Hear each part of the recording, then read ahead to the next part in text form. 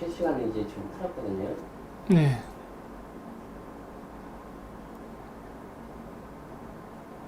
화면이 나오고 있어요, 지금.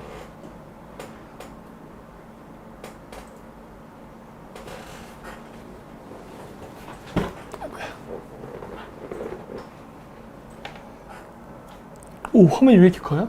이거요? 아니, 요즘 이렇게 나오더라고요. 일부러 그렇게 한 건가? 네, 일부러 요즘에 그렇게 하더라고요.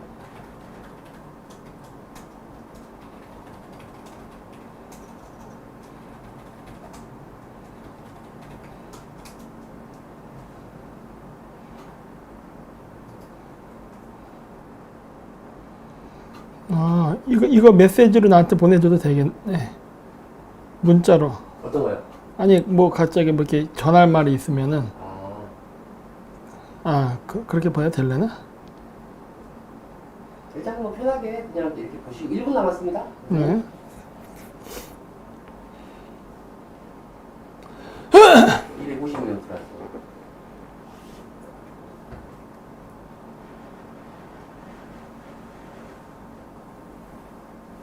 들어갑니다. 네. 마이크 켜졌죠? 마이크 켜져 있어요. 네.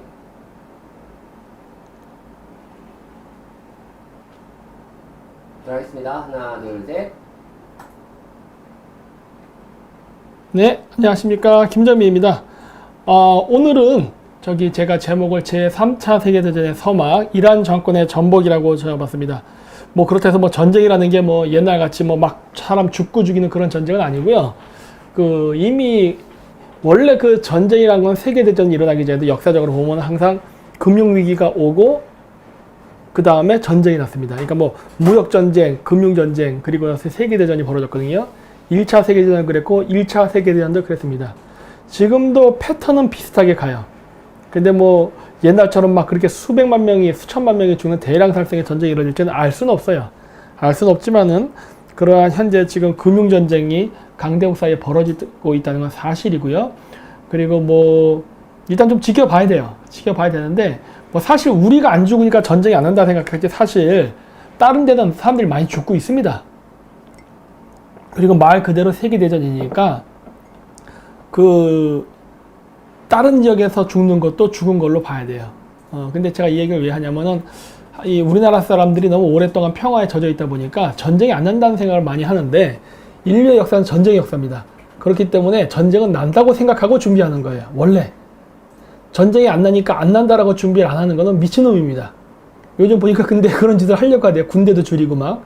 원래 전쟁은 난다고 가정하고 하는 거예요. 항상 그래요. 안보를 준비하는 사람은요, 모든 시각이 부정적이어야 됩니다. 긍정적이어서는 안 돼요. 이만하면 됐다던가, 이 정도 국력이면은 뭐 적을 방어할 수 있다던가, 이러한 생각을 가지면 안 되는 거예요. 무조건 안보를 담당하는 군인이나 경찰은 무조건 부족하다고 얘기해야 돼. 이것도 부족해. 핵미사일을 1000발을 갖고 있다고 부족하다고 얘기해야 되는 거예요. 그게 원래 올바른 안보를 챙기는 사람의 자세입니다. 자, 그래서 이제 중동 문제부터. 이번 제가 이란에 조금 중심을 좀 둬서 이야기를 할 거예요. 왜냐면은 아무래도 서양 사람들에게서 관심은 중동입니다. 근데 이 중동이 제가 얘기했듯이 중동의 문제가 단순히 그냥 중동 지역만의 문제가 아니라 한국하고 연결이 돼 있어요. 그렇기 때문에 이건 같이 연결을 해서 이해를 해야 됩니다. 제가 여러 번 얘기했지 않습니까? 그래서 좀 중복되는 부분도 있을 겁니다. 그래서 보시면은 시리아, 그 다음에 예멘, 최근 난민이 많아졌죠? 근데 여기 제가 이 중동 지도에는 지금 이스라엘을 이렇게 같이 그려서 이 표시를 해놨는데, 이 빨간색으로 쳐놨던 게 원래 반이스라엘 국가입니다. 그러니까 이스라엘이 원래 건설될 때 이스라엘을 환영했던 나라는 어디에도 없었어요. 중동에도. 다 적국이었는데 그게 하나하나 다 친이스라엘 국가로 변합니다. 그래서 시간 순으로 보면 2004년 예멘에 후디 반란이 있었고, 2011년에는 시리아 내전, 그 다음에 2011년에 또 이집트 무바라크 대통령 탄핵이 있었고, 그 다음 2013년에는 무함마드 모르시가 무라바크 대통령을 쫓아내고서 대통령이 됐다 자기도 탄핵을 당합니다. 그리고 2015년에는 사우디아라비아의 왕자난이 있었고, 2015년에 예멘 내전 심화, 2017년에 사우디아라비아 후계자 결정, 그 다음 2017년서부터 해서 터키, 시리아, 이라크 이 세 지역에서 쿠르드족 독립운동이 일어나면서 제가 여기 표시해 놓은 거는 지금 전쟁이 난 지역이에요. 그러니까 분쟁이라는 지역. 보면은 거의 중동의 전 지역이 다 지금 전쟁이 난 걸 알 수 있어요. 그래서 뭐랄까, 중동의 전 지역에서 전쟁이 나면은 전쟁이 났으니까 불행한 거죠. 근데 그것도 이 국제관계를 할 때는요, 전쟁이 났다 해서 나쁘다고 하기엔 좀 애매해요. 왜 그러냐면은 중동에서 미국이 개입하는 이유는 딱 하나입니다. 이스라엘 때문이에요. 물론 석유 패권도 당연히 있고. 근데 중동에 있는 주변 국가들이 전쟁이 나면요, 이스라엘의 국가 안보는 안전해집니다. 아이러니하죠? 그렇기 때문에 이러한 상황에서 미국의 입장에서는 오히려 중동 사태는 진정됐다고 봐야 돼요. 그렇게 보는 게 더 어떻게 보면 옳습니다. 네. 그런데 이러한 중동의 분쟁이 지속되는 것이 좋은가, 평화를 잡는 게 좋은 것인데, 좋은가인데, 현재로서는 지속되는 게 좋습니다. 여러 가지 면에서. 첫 번째, 미군 기지 철수하는 걸 강화시킬 수 있고, 두 번째, 중국의 1대1로 방해할 수 있고, 세 번째, 이스라엘의 국가 안보를 지킬 수 있기 때문이에요. 그리고 이러한 그 전쟁의 그 안쪽을 좀 좁게 들여다보면은 순위파와 시아파 간의 패권 경쟁이라는 걸 알 수가 있어요. 그래서 이러한 것들은 지금 여기 어떤 분이 써놨네. 쿠쿠님이 쿠쿠 에드워드님이 아타테르크요 투르크는 형식상 이슬람인데 틀린 말은 아니에요. 틀린 말은 아니지만은 터키인들 중에 원리주의 이슬람적인 사고방식을 가진 사람도 꽤 많습니다. 그건 제가 이번 시간에 기회가 되면 얘기를 하고, 아니면 시간이 없으면 그냥 통과하도록 할게요. 그래서 어쨌든 간에 중동 지역에 이렇게 전쟁이 있는 것은 굉장히 현재로서 미국의 입장에서는 좋은 겁니다. 그리고 시리아에서도 또 내전이 일어났죠. 대표적인 사례가. 근데 이 시리아 내전에서 요 오른쪽에 보면은 동맹국들의 그런 국가들이 나열이 되어 있습니다. 외국 국가들이 누굴 지원하는가. 근데 보면 시리아 정부군을요, 지원하는 나라는 헤즈볼라, 러시아, 중국, 이라크예요. 이거 왜 이럴 것 같아요? 여기엔 특성이 있습니다. 시리아 정부군요, 시아파 이슬람이 통치하는 정부입니다. 그래서 시아파 이슬람이다 보니까 당연히 헤즈볼라가 들어있어요. 여러분들은 그냥 이슬람 테러리스트 하면은 그냥 이슬람 테러리스트 이렇게 하죠. 근데 그렇잖아요. 이슬람 테러리스트도 계통이라는 게 있어요. 계보라는 게 있어요. 근데 헤즈볼라는요, 시아파 계열이에요. 그러다 보니까 어떻게 돼요? 시리아 정부군을 시아파 이슬람 계열인 헤즈볼라가 지원합니다. 그리고 여기 보면 이제 반정부군, 동맹군이라고 나오는데, 그러니까 시리아 정부군에 반대해서 싸운 사람들이에요. 이런 사람들 보면 터키, 미국, 카타르, 사우디아라비아, 프랑스, 아랍, 리비아, 이스라엘 이런 나라가 있어서 이스라엘과 미국이 반정부군을 지원한다는 것을 볼 수 있어요. 왜? 얘네들은 순위파 이슬람이에요.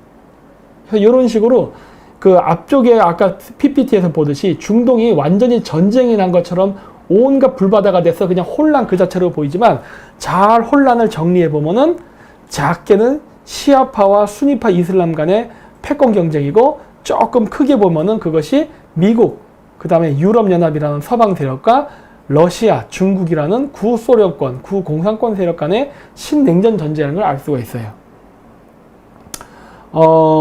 그리고 나머지 그냥 통과할게요. 그리고 예멘도 마찬가지입니다. 예멘에서는 조금 반대인데, 예멘에서는 하디 정권이 미국하고 그 다음에 이런 서방 국가들이 지원을 하고, 후티 정권이라는 데를 헤즈볼라, 이란, 카타르가 지원합니다. 왜 그러느냐? 이 후티 정권이 시아파 이슬람이에요. 그래서 이 시아파 이슬람하고 순위파 이슬람이 서로 나눠져서 정부군, 때로는 반정부군이 돼서 아랍 지역에서 연락에 싸우고 있어요. 그리고 여기서 주목할 점은 우리나라 같은 경우 문재인 대통령이 지금 받아들이려는 아랍 난민들이 다 시아파 무슬림 계열이라는 걸 알 수 있습니다. 예멘, 그 다음에 시리아, 그쵸? 이렇게 되면은 문제가 생길 수 있어요. 왜? 순위파 이슬람보다는 시아파 이슬람이 현재 우리나라에게는 조금 위험합니다. 왜 그러냐면 이 시아파 이슬람들이 북핵 개발하고 긴밀한 관계를 가지고 움직여 왔기 때문에 그래요. 자, 여기 시리아군입니다. 일단 시리아부터 볼게요. 시리아 여기 보면 뭐라고 나옵니까? 여기 1990년대 초반에 조선민주주의 인민공화국으로부터 사거리 500km인 스커드-C 미사일을 수입했다. 이후에 조선민주주의 인민공화국과 이란에서 사거리 700km인 스커드-D 미사일을 수입했다. 이란산 스커드-D 샤하브 2호 320발을 수입하고, 이 얘기는 무슨 말이에요? 북한으로부터 320발의 미사일을 수입했나봐요. 그 얘기는 북한이 320발의 미사일을 만들었다는 소리네. 이미 그 당시에. 그 다음 북한산 스커드-D인 화성 6호를 600발 이상 라이센스 생산했다. 이것도 마찬가지네. 북한이 특허권을 가지고 라이센스 생산했다는 거 아니에요. 그 다음에 북한의 단거리 고체 연료 미사일인 KN-02 136발, 그 다음 러시아의 최신식 단거리 핵미사일인 SS-26 86발을 수입했다. 수량은 미확인이지만 북한의 중거리 탄도 미사일인 노동2호도 수입한 것으로 알려져 있다. 즉, 이 문장을 보면 알 수 있는 게 뭐예요? 북한은 시리아군과 북한이 개발했던 미사일을 수출을 하기도 하고, 혹은 러시아제 무기를 북한의 무기상들이 중간거래를 해가지고 중개무역까지 했다는 게 여기서 나오잖아요. 즉, 중동에서 이스라엘이 시리아와 전쟁을 하고 있는데, 이 시리아를 뒤에서 지원하고 있는 나라 중에 한 나라가 어디입니까? 북한이에요. 그래서 내가 시리아 난민 위험하다고 얘기하는 겁니다. 그리고 중동에서 벌어지는 시리아 사태, 예멘 사태, 그 다음에 이란 정권 지금 무너뜨리려고 미국하고 모사드가 지금 공작하고 이런 것들이 많거든요. 이러한 전쟁들은 단순히 저기 먼 중동 지역에서의 그러한 전쟁이 아니라 우리나라 남북 통일을 위한 전쟁에도 긴밀한 연관이 있는 일종의 대리전이라는 걸 알아야 돼요. 이걸 알지 못하면은 우리나라 남북 통일 못합니다. 그리고 트럼프랑 일을 같이 할 수가 없어요. 트럼프가 하고 있는 비핵화 전략에 중동에 대한 이해를 한국의 정치인이 하고 있지 않으면요, 우리 파트너로서 일을 할 수가 없다고요. 응? 그걸 알아야 우리나라가 같이 참여하면서 미국의 환심도 사고, 그래서 북한 정권이 붕괴했을 때 남한에게 북한 땅에 대한 정통성도 줄 수 있게끔 국제연합 이런 데 있잖아요. 마사지도 해주고, 혹시 알아요? 잘하면은 만중 문제도 어떻게 될지. 이런 것들을 할 수 있게끔 하기 위해서 우리나라가 적극적으로 중동 문제에 사실 개입해야 됩니다. 남의 얘기가 아니에요. 왜냐면 북한이 개발하는 장거리 미사일과 핵미사일들을 중동에 팔고 있기 때문에 그래요. 우리도 같이 동조해서 그거를 저지해야죠. 헤즈볼라 어떨까요?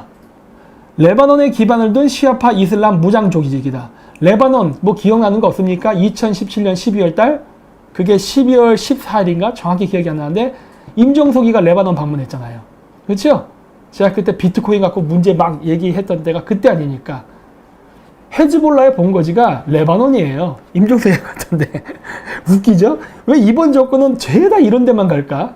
응? 그리고 이 헤즈볼라 정권은요, 이쪽에선 지금 나오지가 않는데 북한하고 같이 일을 합니다. 아까 시리아, 이란이라는 시아파 그 국가에 북한으로부터 무기를 수입해서 그 중개 무기상 역할을 하는 단체가 헤즈볼라라는 테러 단체예요. 왜? 헤즈볼라는 시아파 무슬림 단체이기 때문에, 테러 단체이기 때문에. 그래서 얘네들이 중개상인으로 해서 돈을 벌어서 그 돈을 가지고서 중동에서 테러 활동을 하는 거예요. 즉, 북한이 비핵화를 하지 않고 무기 개발을 한다는 소리는 결국 중동의 평화를 해친다는 소리예요. 연결돼 있어요. 그렇죠? 자, 그래서 이러한 중동에 대한 전반적인 큰 그림을 본 상태에서 한번 이란 문제를 보자고요. 보십시오. 또 나옵니다. 이렇게. 이란하고 중국이 군사적으로 교류를 하고자 합니다. 아, 이란과 중국은 한편이네 라는 식으로 공식이 형립돼요. 그건 여러분의 머릿속으로 생각해야 돼요. 시리아에서 내전이 일어났는데 시리아 정부군은 시아파다. 근데 시리아 정부군이 시아파 정권을 도와주는 이슬람 테러 단체는 시아파 계열의 헤즈볼라가 있고, 그 다음에 그러한 이란, 그리고 이란 정부는 시아파다.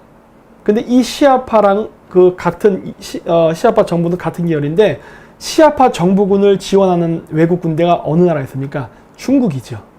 그럼 그림이 그려지죠. 아, 시리아, 이란, 헤즈볼라, 중국, 북한 한편이구나. 이게 그려져야 돼요. 이게 그려져야만 여러분들이 남북 문제를 해결할 수 있습니다. 자,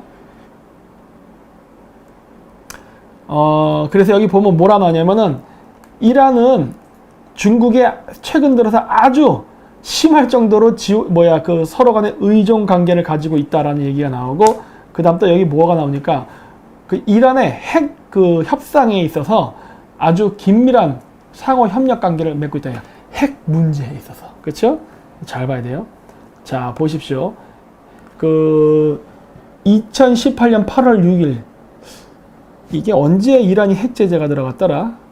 8월 6일 맞구나. 8월 6일 날 2018년 8월 6일서부터 해가지고 미국이 이란에 대해서 경제 제재를 했습니다. 경제 제재를 하자마자 지금 이란에서 금이 쫙 모이고 있어요. 그래서 여기 금 사재기 급증이라는 얘기가 나옵니다. 그래서 이 기사를 보고서 무슨 생각을 했냐? 이란 정권 망하겠다 해요. 이란 정권 망하겠다. 제가 왜 이렇게 생각하는지 아십니까?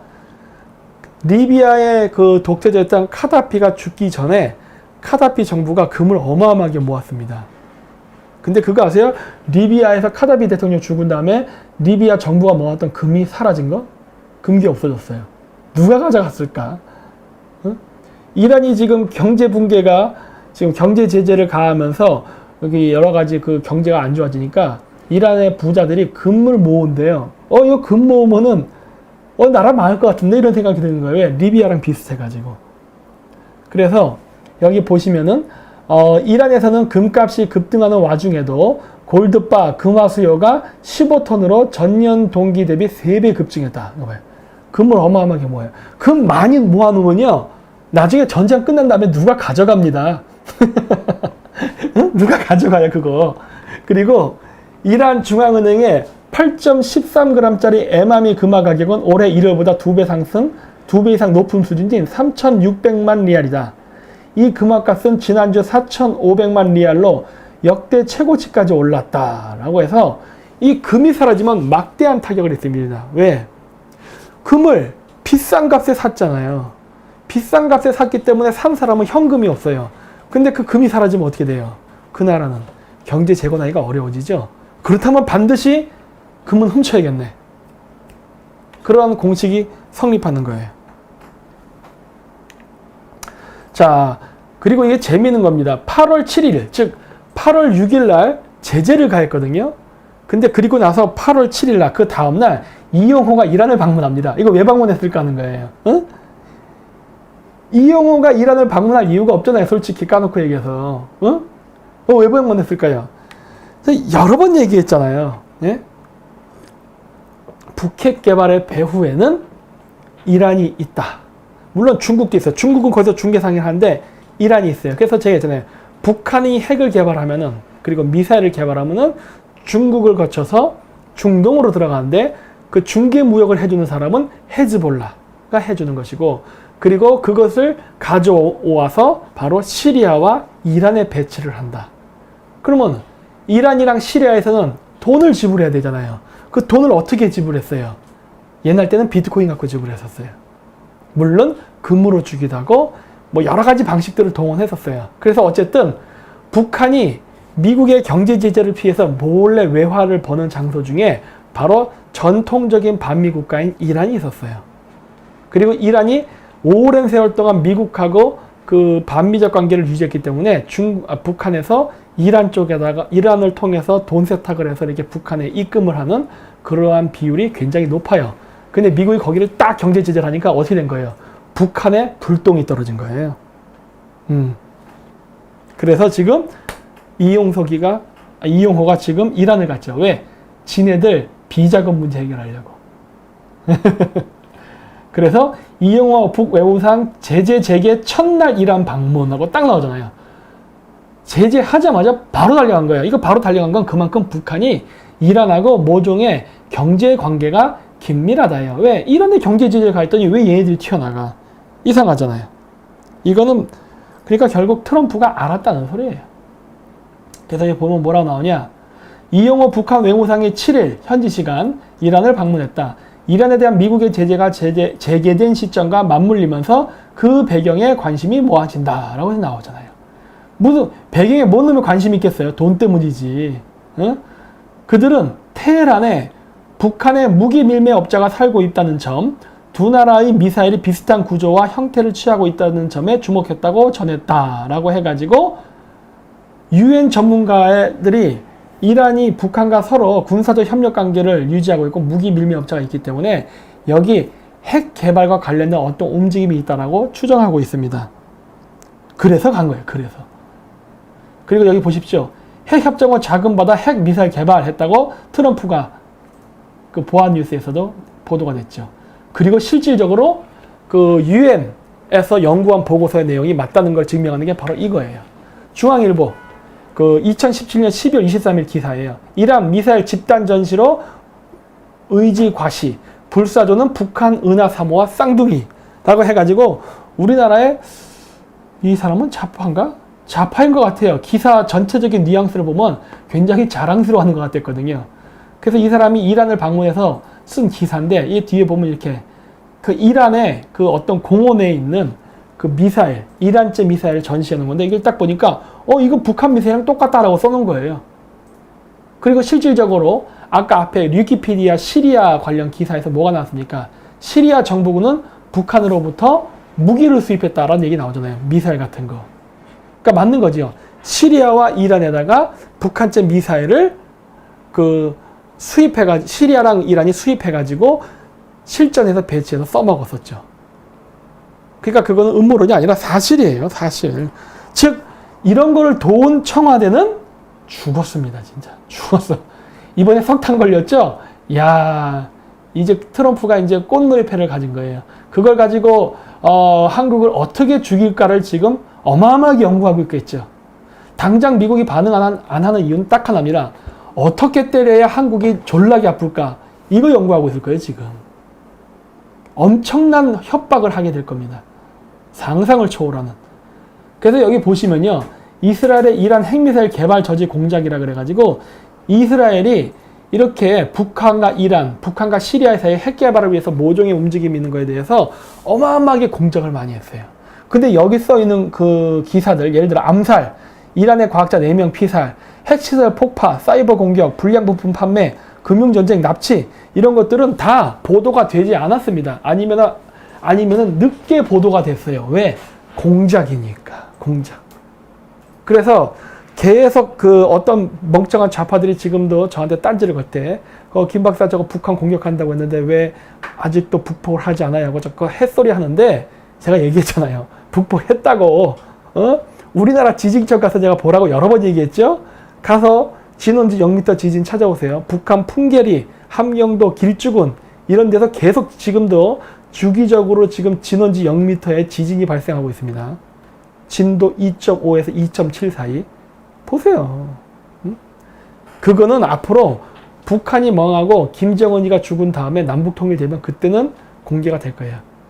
원래 이스라엘이 하는 일이 이래요. 이스라엘의 비핵화 전략을 하기 위해서 무력을 쓸 때는요.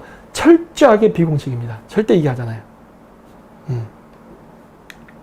자, 그래서 이란 제2도시에서도 이례적 대규모 시위, 물가 폭등, 민생고 항의. 이란이 지금 사기가 안 좋아요. 제가 몽골 유학 갔을 때 그 이란 교수를 만났었어요. 이란 교수가 그 이란 대통령이랑 인맥이 있는 사람이라서 굉장히 이란에 대해서 자랑을 많이 했었어요. 저보고 한번 놀러 오라고. 솔직히 저도 놀러 가고 싶었어요. 이거 반중 강의를 하는 바람에 이제 제가 무서워서 이란을 못 가는데 원래는 가고 싶었었어요. 이란 애들 예쁜 여자들도 많다 그러고 물가도 싸다 그러고 막 그래서 한 번은 가고 싶었는데 그 이란이 지금 물가도 올라갔습니다. 그리고 원래 이란은 경제 제재를 당해도요. 먹고 사는 데는 문제가 없는 나라인데 지금 먹고 사는 것도 문제가 생겼어요. 그러니까 이거 보면은 이 이스라엘하고 미국의 그 공작은 대단해요. 예? 자급자족이 되는 나라를 굶겨 죽일 수 있는 나라. 야, 이런 공작이 어떻게 가능할까? 난 정말 대단하다고 생각해요, 진짜. 얘네들의 공작 능력은 세계 최고입니다. 예. 자, 그래서 미국, 이란의 반정부 시위대 강경 진압 규탄 세계가 지켜본다. 그래가지고 미국이 그 이란 내의 반정부 시위를 진압하지 말라라는 식으로 얘기합니다. 트럼프도 막 말을 거들어요. 왜 너희들은 평화로운 시위대를 두들겨 패냐 이 나쁜 놈아 막 이렇게 얘기하는 거예요. 왜? 미국이 개입하겠다 해요. 신호 보내고 있어요.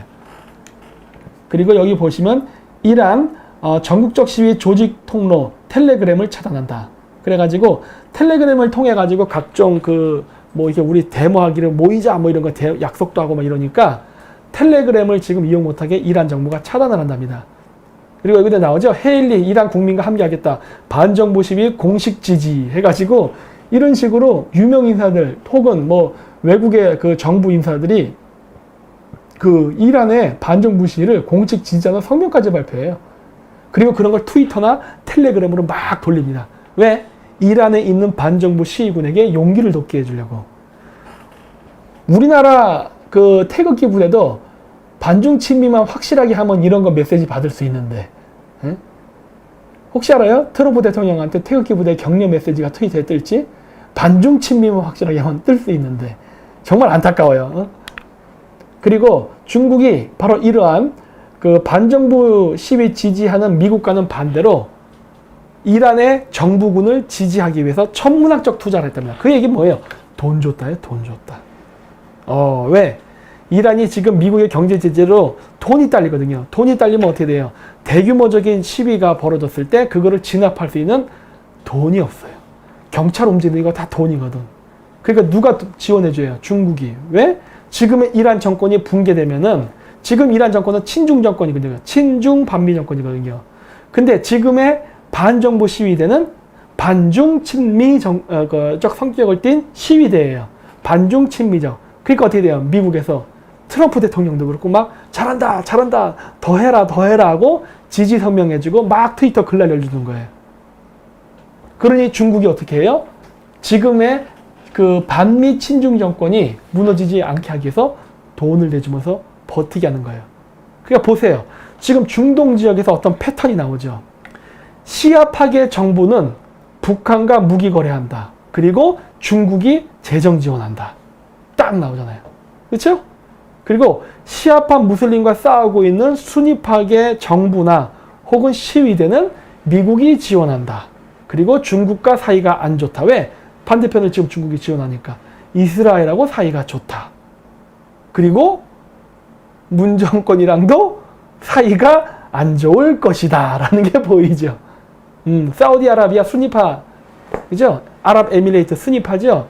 우리나라랑 사이가 좋을까요? 나쁠까요? 나쁘죠. 거기에서 원자력 발전소 개발하는 건 어떻게 될까요? 쫑나겠죠. 그렇죠? 답이 다 나오는 거예요. 답이 다 나와. 홈의 이란 최고 지도자 미국과 이스라엘이 시위를 공작했다. 뭐 그럴 수도 있죠. 저도 그럴 거라고 생각하는데 왜? 아니 북한하고 합작해가지고 핵무기 개발하는 놈들을 살려둘 수 있어요? 공작해야지. 저는 그렇게 생각해요. 이건 음모론이 아니라 공작일 가능성이 매우 높습니다. 그래서 뭐 어쩌라고. 응? 그래서 제가 얘기했잖아요. 이란의 시아파 정부군에 반대하는 반정부 시위를 하는 데모자들을 미국과 이스라엘이 뒤에서 도와준다. 우리나라 태극기 부대 보고 좀 반성 좀 하세요. 제가 왜 자꾸 얘기 강조할 것 같아요? 반중 친미를 하면은 우리가 모르는 보너스가 있을 수도 있다라는 게 나오고 있잖아요, 지금.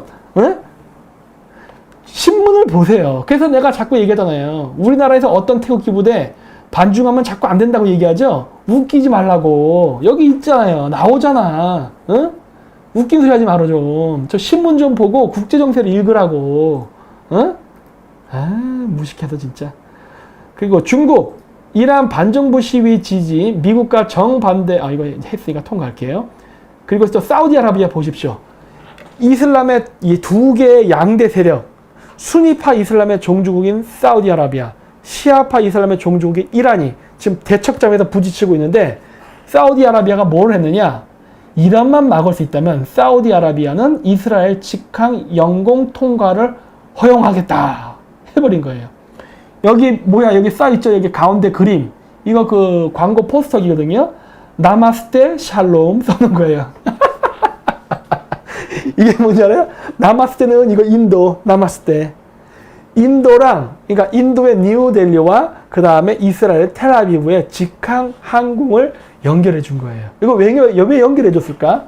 이슬람 사람들, 저기 유태인 사람들 저기 뉴델리 가서 타지마할 보고 이거 하라고 지금 뭐 관광하라고 지금 길 뚫어준 줄 아세요? 아 물론 가기는 갈 거예요. 가기는 갈 건데 요거지요. 제가 이렇게 가상 시뮬레이션으로 만들어놨습니다.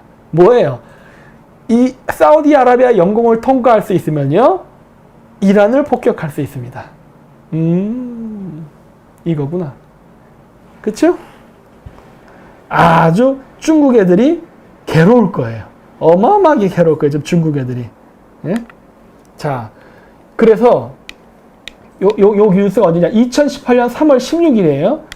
2018년 3월 16일 날 그 이스라엘이 사우디아라비아랑 영공 통과에 대해서 조약을 맺어요. 그리고 나서 4월 23일 약 20일 정도 지난 다음에 이란이 암호화폐 거래를 금지하겠다는 얘기를 합니다. 와, 골 때린 거 이거. 이란이 항복했어. 이런 소식은 우리나라에서 모를 거예요. 왜? 여기 글씨가 벌써 어떻게 써 있어요? 우리가 모르는 이상한 꼬불랑 글자 써 있죠? 이거 카자흐스탄 뉴스예요. 카자흐스탄에서 이런 뉴스가 났어요. 그 다음 러시아 이쪽에서. 그래서 내가 봤을 때 이란은요, 이스라엘한테 항복했어요. 항복했다보다 일본 후퇴했어. 야, 우리 가상화폐 안 할게. 가상화폐 안 할 테니까 폭격하지 말어. 이런 얘기를 한 것 같아요. 폭격하지 말어. 죽이지 말어. 이런 식으로. 그리고 어느 정도 합의가 된 것 같아요. 왜? 이스라엘이 폭격하는 것 같지는 않거든요. 아직까지 뭐 비공식적으로도. 근데 이란이 비트코인 거래를 금지하게 되면요. 전 세계 비트코인 가격이 떨어지게 됩니다. 2018년 4월 23일 여러분 한번 비트코인 가격 한번 봐보세요. 그때도 아마 비트코인 가격이 우리나라에 떨어졌을걸요? 왠지 아세요? 이란에서 비트코인을 거래하지 않게 되면 어떤 문제가 생기냐? 우리나라에서 돈 세탁을 해서 만들어진 이 비트코인들이 북한 대북 송금에 딱 걸린단 말이에요. 네? 중국, 북한, 그러니까 중국도 이란에다 비트코인으로 그 경제개발 지원금 지원해주고, 북한은 이란에다가 무기를 팔고 거기서 비트코인을 가지고 북한으로 들어간 거를 뭐 또 이렇게 저기 바티칸이 있는 스위스 쪽 은행을 통해 가지고 또 이렇게 돌리고 한 이런 메커니즘이 있는데, 이란이 안 한다고 해버리는 순간 이 메커니즘이 빠개집니다. 이란이 비트코인 거래를 안 하게 되면요, 국제 비트코인 가격에 어마어마한 영향을 끼치게 돼요. 실질적으로 그랬고요. 실질적으로. 네? 그래서 국제 정세를 잘 봐야 됩니다. 그리고 또 뭐가 나오느냐?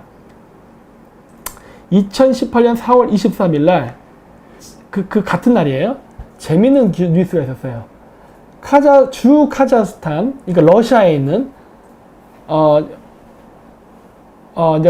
그래, 맞다. 러시아에 있는 카자흐스탄 대사가 러시아 언론에다가 항의를 했다는 기사예요.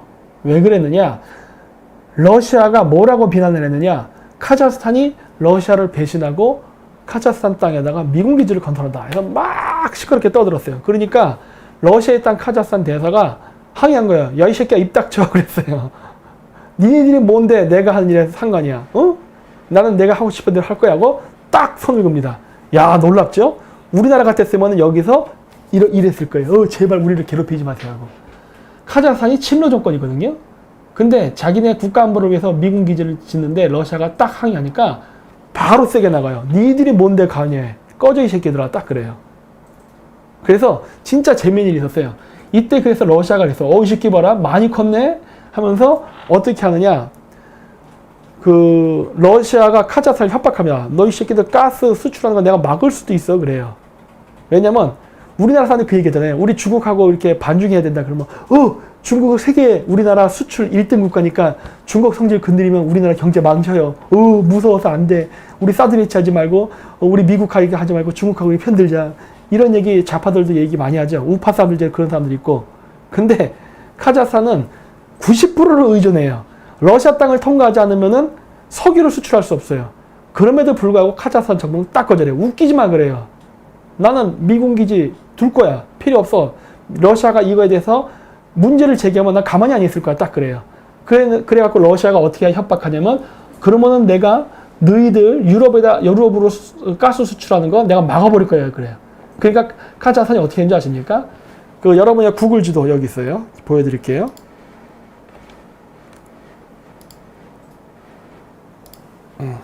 구글 지도. 이게 카자흐스탄이에요. 큰 땅덩어리가. 요 밑에 보면은 키르기스탄이나 타지키스탄 같은 나라들이 있어요. 요 나라들이 뭐냐면 석유가 없는 나라입니다. 내륙 국가예요. 그래서 여기가 러시아에게 의존을 해요. 러시아, 구스열 때 만들어 놓은 석유가스, 가스 파이프라인을 통해서 석유를 거의 무상으로 받아요. 무상이다시피. 싸게 해주는 거예요, 싸게. 그런데 이게 카자흐스탄을 통과해야 갈 수 있잖아요. 그래서 카자흐스탄이 어떻게 했느냐.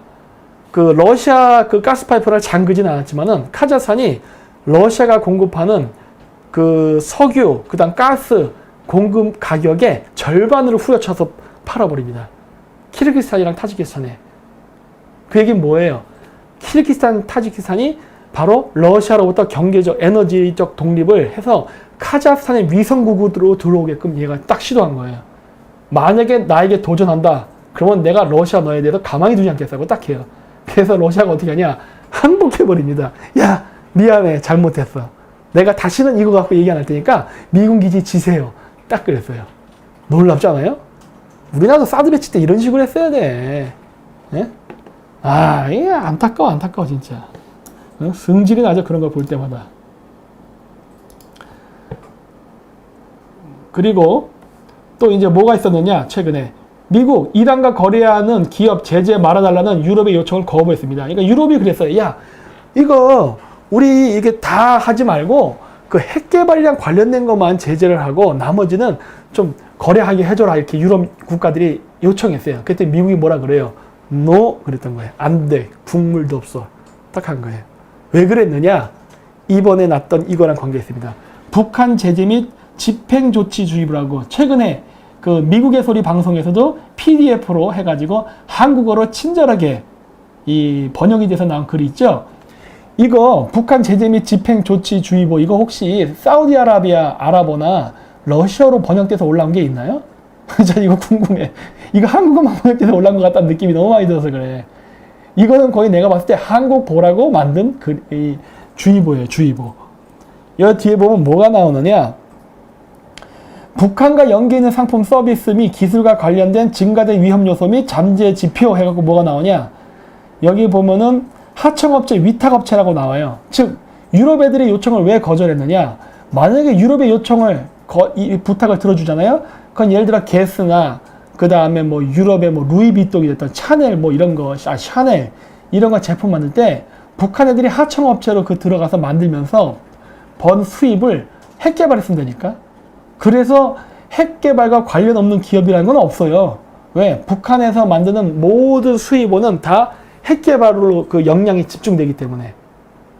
그렇기 때문에 이란에서 거래하는 모든 비즈니스 거래도 핵 개발에 집중되기 때문에 요거는 제재하고 요거는 풀고 이거 할 수 없어요. 그러니까 전면적인 제재란 거예요. 그리고 거기에 대한 이유가 여기 나오는 거예요. 하청업체, 위탁업체 하면 안 된다. 잘못 표시된 상품, 서비스, 기술, 합작 투자, 인위적으로 낮춘 가격에 제공되는 원자재 또는 상품, 이거 제가 다 2018년 3월에 비트코인 문제 얘기할 때 얘기했던 거예요. 북한 애들이 비트코인을 가지고서 대북 송금할 때 이런 방법 쓴다. 그리고 돈 세탁할 때 이런 방법 쓴다. 그렇죠? 야, 이거 미국이 공개했네. 나 이거 공개 안 할 줄 알았는데. 에? 점점 재밌어지고 있어요, 지금. 자, 그러면 이런 상황에서 이제 북한은 무슨 짓을 하고 있나요? 북한이 예멘에다 미사일을 수출하고 있답니다. 이게 언제예요? 2002년도예요. 어? 2002년도 노무현 대통령 때, 물론 그 이전부터 했어요. 김대중 대통령 때도. 그리고 노태우 때도 했습니다. 북한은 무기 개발, 핵무기 개발, 장거리 미술 개발을요, 굉장히 오래전부터 했다니까. 이게 2002년도에 이미 예멘에 미사일을 수출을 했어요. 그리고 또 보세요. 2018년에는 예멘의 후티 반군, 후티가 바로 시아파 계열의 그 이슬람 국가거든요. 정부군이거든요. 북한 미사일 기술로 사우디아라비아를 공격했대잖아요. 2018년 2월. 2018년 2월입니다. 그 전에 안 했을까? 사우디아라비아가 왜 임종석이를 불렀을까? 어? 왜 갑자기 원자력 발전소 계약이 파토가 나버렸을까? 어? 잘 생각해보라는 거예요. 잘 생각해봐. 어? 잘. 북한이 무슨 돈이 있어서 무기를 만들었을까? 응? 그래서 문재인 정권은 매우 위험합니다. 앞으로 미국하고 중국의 패권 전쟁이 시작되면 국제유가 올라갈 거예요. 중국 죽이려고. 그때 미국하고 한편의 동맹국들은 국제유가 올라가도 보이지 않는 혜택을 받을 겁니다. 국제유가와 상관없이 우리나라는 혜택을 받을 수 있을까요? 심지어 그 산유국을 위협하는 짓을 했는데 어쩌면 좋을까? 아, 미쳐버리는 거죠. 또 볼까요? 예멘 방금 북한제 무기 사용. 아이고. 또 여기 보죠. 또 이란 새 중거리 탄도미사일 발사에 트럼프 북한과 협력한 것. 이게 2017년 9월 24일 기사예요. 그래서 그때 트럼프가 또 트위터도 날렸어요. 이란에서 발사된 장거리 미사일은 북한이 만든 것이다. 이런 식으로 쓴 거예요. 그렇죠? 항상 연결돼 있어요. 그렇죠? 그러니 사우디아라비아랑 아랍에미레이트가 지금의 현 정권을 싫어할 수밖에 없죠. 근데 보시면 2017년 9월 25일 날 이스라엘 투데이라는 뉴스에 보면은 뭐가 나오냐? 북한이 다시, 옛날 때도 협박했나 봐요. 북한이 다시 이스라엘의 성전을 협박했다. 성전으로 대응하겠다. 협박했다. 이런 말을 했대요. 김정은이가. 9월 25일 날. 자, 신문 잘 보세요.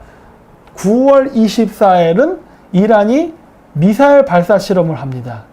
그리고 9월 25일에는 김정은이가 이스라엘을 협박해요. 왜 그랬을까요? 이때 여러분 지금 인터넷 때문에 인터넷으로 검색해 보세요. 2017년 9월 24일 어떤 일이 있었느냐면요.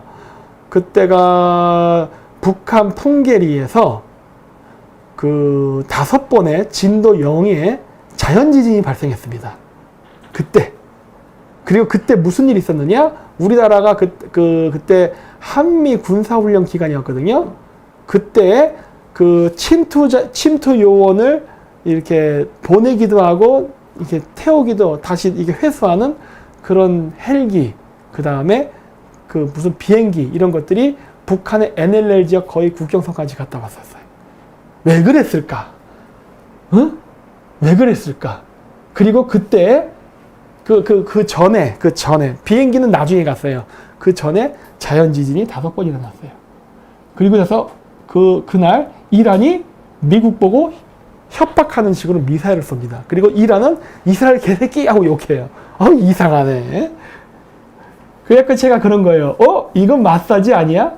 라는 생각을 했던 거예요. 지금 인터넷으로 검색해 보세요. 검색하면 나와요. 제가 지금 찾기가 지금 힘들어서 그냥 가만히 냅둘게요. 그리고 여기도 나오지만은 이렇게 또 시리아에다가 폭탄 이런 걸 했다. 그리고 태영호공사가 결정적으로 얘기했네. 북한 이스라엘에 1조 안 주면 적국의 미사일 팔겠다 위협. 이미 앞쪽에서 계속 나왔었죠. 북한은 시리아 미사일 팔았다. 북한은 예멘의 미사일을 팔았다. 북한은 이란의 미사일 팔았다. 계속 기사 나왔었죠. 근데 태영공사 자서전에도 나오네. 이게 2018년 7월 10일 날 이게 우리나라에서는 알려졌네. 그쵸? 근데 이 태영공사 그 책에는 좀 더 구체적이죠. 1999년 스웨덴의 한 카페에서 당시 스웨덴 주재의 북한 대사인 손무신 대사가 이스라엘 대사를 만나 현금 10억 달러를 주면은 이란을 포함한 이스라엘 적국에 미사일 기술을 판매하는 계약을 취소하겠다고 말했다고 월스트리트 저널이 태영호공사와 인터뷰에서 통해서 말했다라는 얘기를 해요. 1999년이네. 얘가 얘기했잖아요. 노태우 때도 있었다 이런 얘기. 북한은 오래전부터 했어요. 오래전부터. 그리고 이스라엘을 협박했네. 그리고 나서 2017년 9월 25일에도 한 번 또 협박했대. 그러니까 어게인이라는 얘기였었지. 네? 자, 이런 상황이에요. 이런 상황이니 여러분 생각해 보십시오. 이스라엘이 북한을 적으로 생각할까요? 아군으로 생각할까요? 당연히 적이지. 왜? 북한은 이스라엘이 중동에서 싸우고 있는 시리아, 이란, 그 다음에 옛날 때 뭐 이라크, 예멘 등등의 나라에다가 장거리 미사일을 팔고 있어요. 공격하라고, 이스라엘 공격하라고. 그러니 이스라엘 입장에서 북한은 적이에요. 왜? 무기를 공급해주는 나라거든. 자신의 적국, 자신의 중동의 적국에게 무기를 공급해주는 나라니까 당연히 적국이에요. 근데 이러한 적국인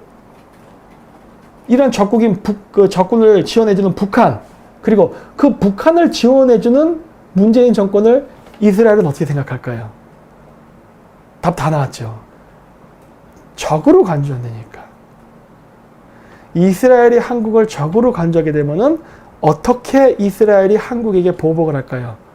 폭격을 해버리나 또? 그런 짓은 안 해요. 금융 공격합니다. 걔들이 제일 잘하는 거. 아이고야. 응? 그래서 여기 중동 지도에서도 보이다시피 중동에서 이렇게 분쟁이 났을 때 그 중국 정부가 그 시리아 정부군, 그 다음에 이란 정부, 그 다음에 일단 이 두 군데, 이 지역을 천문학적인 투자, 즉 자금 지원했던 이유는 뭐냐? 바로 이 순위파 이슬람 정권이 혹시라도 전복되게 되면은 지금의 친중 반미 정권이 아니라 친미 반중 정권이 세워질 가능성이 매우 높기 때문이에요. 그래서 정권 바뀌지 말라고 자금 지원해 주는 거예요. 근데 지금 이러면서 전쟁이 격화되니까 어떻게 돼요? 제가 이 화살표를 거는 것처럼 이란, 이라크, 시리아, 터키를 통과하는 중국의 거대한 꿈인 육상 실크로드 프로젝트가 안 되는 겁니다. 안 되면 중국 경제는 어떻게 되냐? 망하게 되는 거예요. 지금 육상 실크로드 계획은 물 건너갔습니다. 응? 그리고 또 하나가 있죠. 해상 실크로드. 그게 수에즈 운하를 통과합니다. 이집트 초창기 무바라크 대통령 어떤 정권이에요? 친미, 친이스라엘 정권이에요. 반죽인지까지는 몰라. 그런 정권이에요. 그게 무하마드 무르시라는 사람한테 의해서 바뀝니다. 그러면서 반이스라엘, 반미 정권 대통령이 지도자가 돼요. 그리고 나서 1년 뒤에 다시 혁명이 일어나요. 그래서 누가 되느냐? 친미, 친이스라엘 정권이 압둘 파타흐 시시라는 사람이 대통령이 됐어요. 그러면 중국이 계획했던 이 홍해, 이 지도 보면 여기 이게 메카, 이 홍해, 옛날 때 모세 때 갈라졌다는 바다. 응? 이 홍해를 통과해서 이집트의 수에즈 운하를 통과해서 유럽으로 가겠다는 중국의 해상 실크로드는 열릴까요? 안 열릴까요? 택도 없는 소리죠. 중국의 육상 실크로드와 해상 실크로드가 중동에서 막힌 거예요. 아이고, 시진핑이 불쌍해서 어떡하나. 응? 중국만큼은 좆대느냐? 아니죠. 여기 보십시오. 1대1로 차별화 빚도하는 저개발국, 중국 자본이 되레 경제 발목을 잡는 독약으로 변했다. 해가지고 어마어마하게 빚을 졌습니다. 그래서 지금 8개국 정도가 여기 나왔어요. 그 중에 여기 특히 심한 나라가 지부티, 라오스, 파키스탄, 스리랑카, 그 외에 몇몇 나라가 있어요. 그래서 8개 나라가 있어요. 이 8개 나라가 지금 상당히 상태가 안 좋습니다. 그 이야기는 뭐예요? 이 8개 나라 경제적으로 상태가 안 좋죠? 경제가 안 좋으면 그 국민들이 일어나서 반중대모 하겠네, 반정부 활동 하겠네? 반정부 활동 일어나면 그 정부 무너지겠네요? 그건 지금의 친중 정권 무너지면 그 데모에서 전복되고 나서 다시 생기는 새로운 정권은 어떠한 성격을 가질까요? 하면은 답은 다 나와 있어요. 친미 반중이에요. 그렇죠? 중국의 실크로드가 지나가는 지역의 정부조차, 즉 친중 정권조차 경제난으로 몰락하면서 반중 친미 정권이 생기겠구나라는 게 지금 훤히 보이는 거예요. 미래가 보이네. 이런 거는요, 작도 안 타도 돼요. 그냥 감으로 맞추는 거예요. 전 세계적인 추세입니다, 지금. 전 세계적인 추세.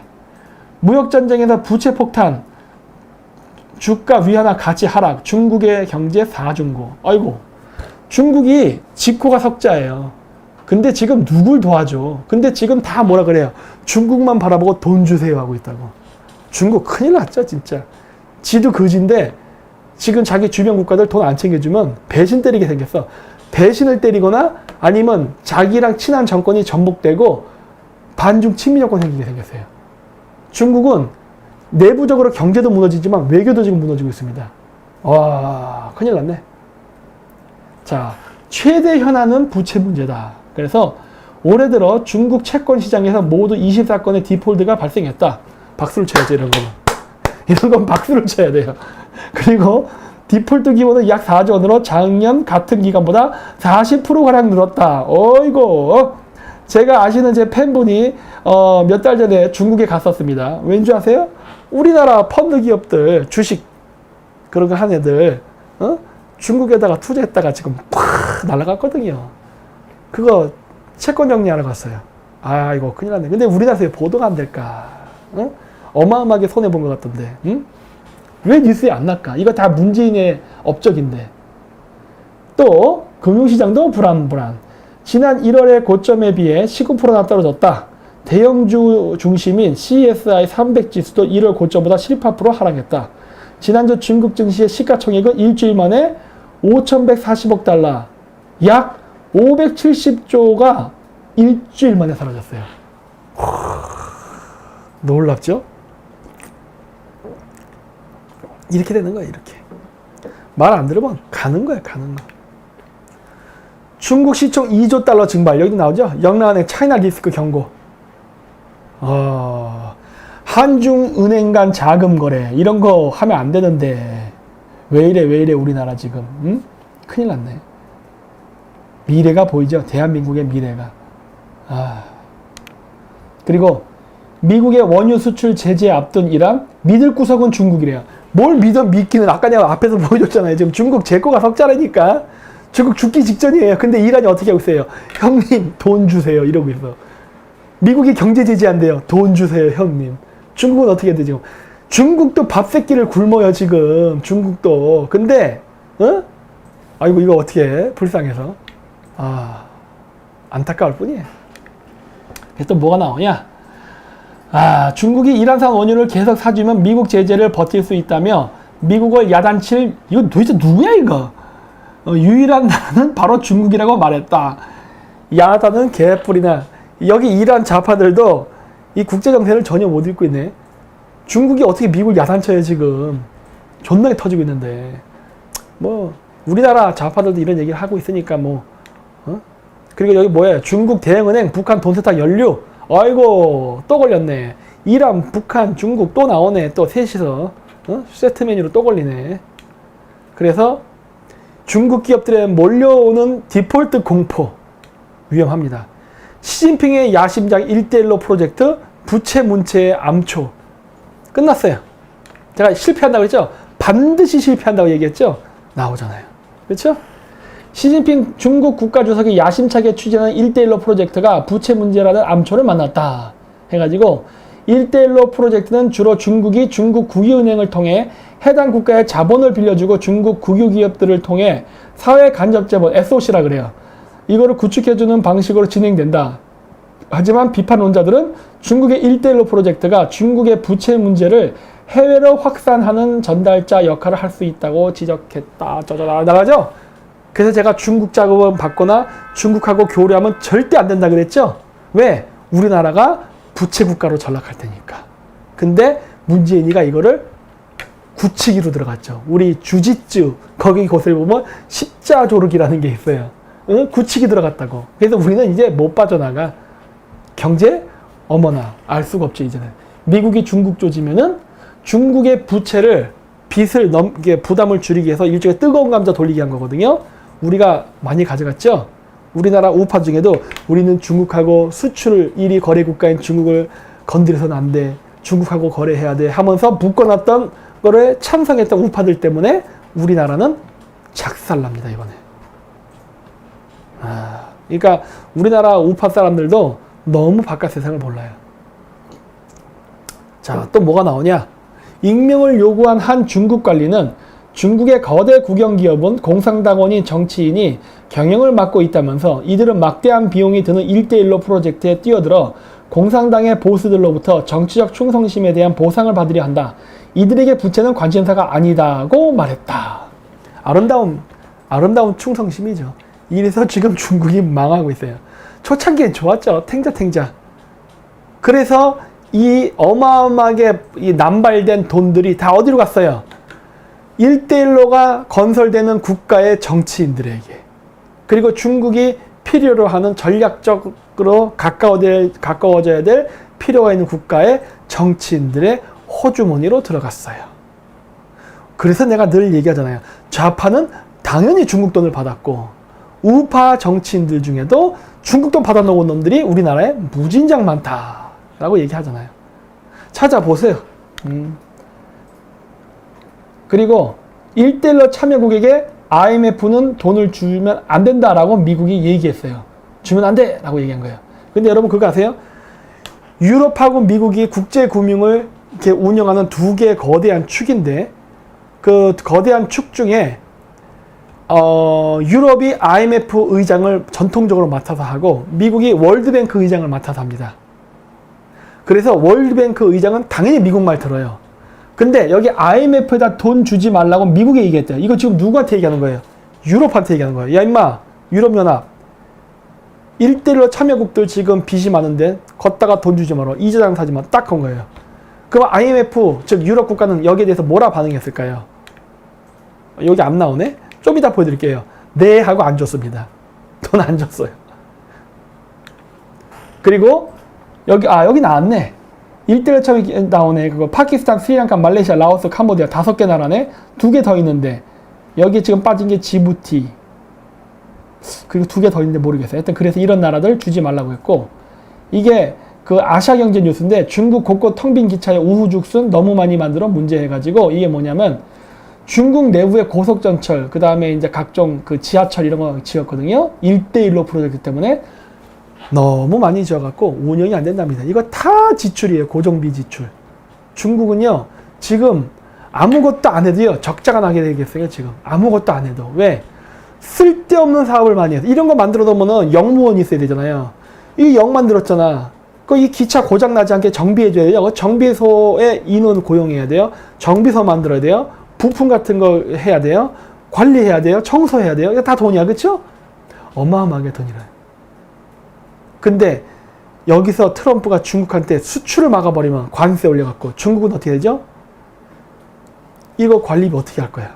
그리고 지금 1대1로 만들면서 용돈 달라고 줄 서 있는 저 거지 같은 떨거지들은 어떻게 할 거예요? 응? 큰일 났어요.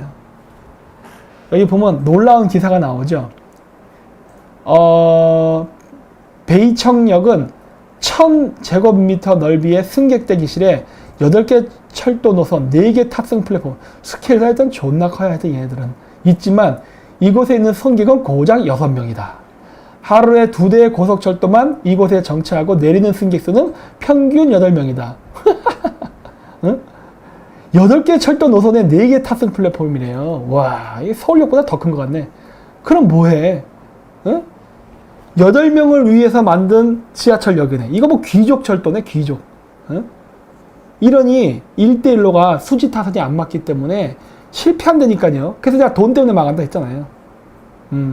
중국의 철도 설계자들이 지역 곳곳에 너무나 많은 기차역을 만들었고 승객 이용이 불편한 장소를 택한 곳이 많아 이러한 현상이 벌어지고 있다고 분석했다. 또 기차역에 돈을 투자하는 지방정부는 투자 비용을 아끼기 위해 도심이 아닌 인구가 적은 교외에 기차역을 짓는 것을 선호하지만 시외에 위치한 기차역이 새로운 투자를 유치하고 유동인구가 많은 지역으로 변신하는데 실패해 유령 기차역이 탄생하곤 한다고 전했다.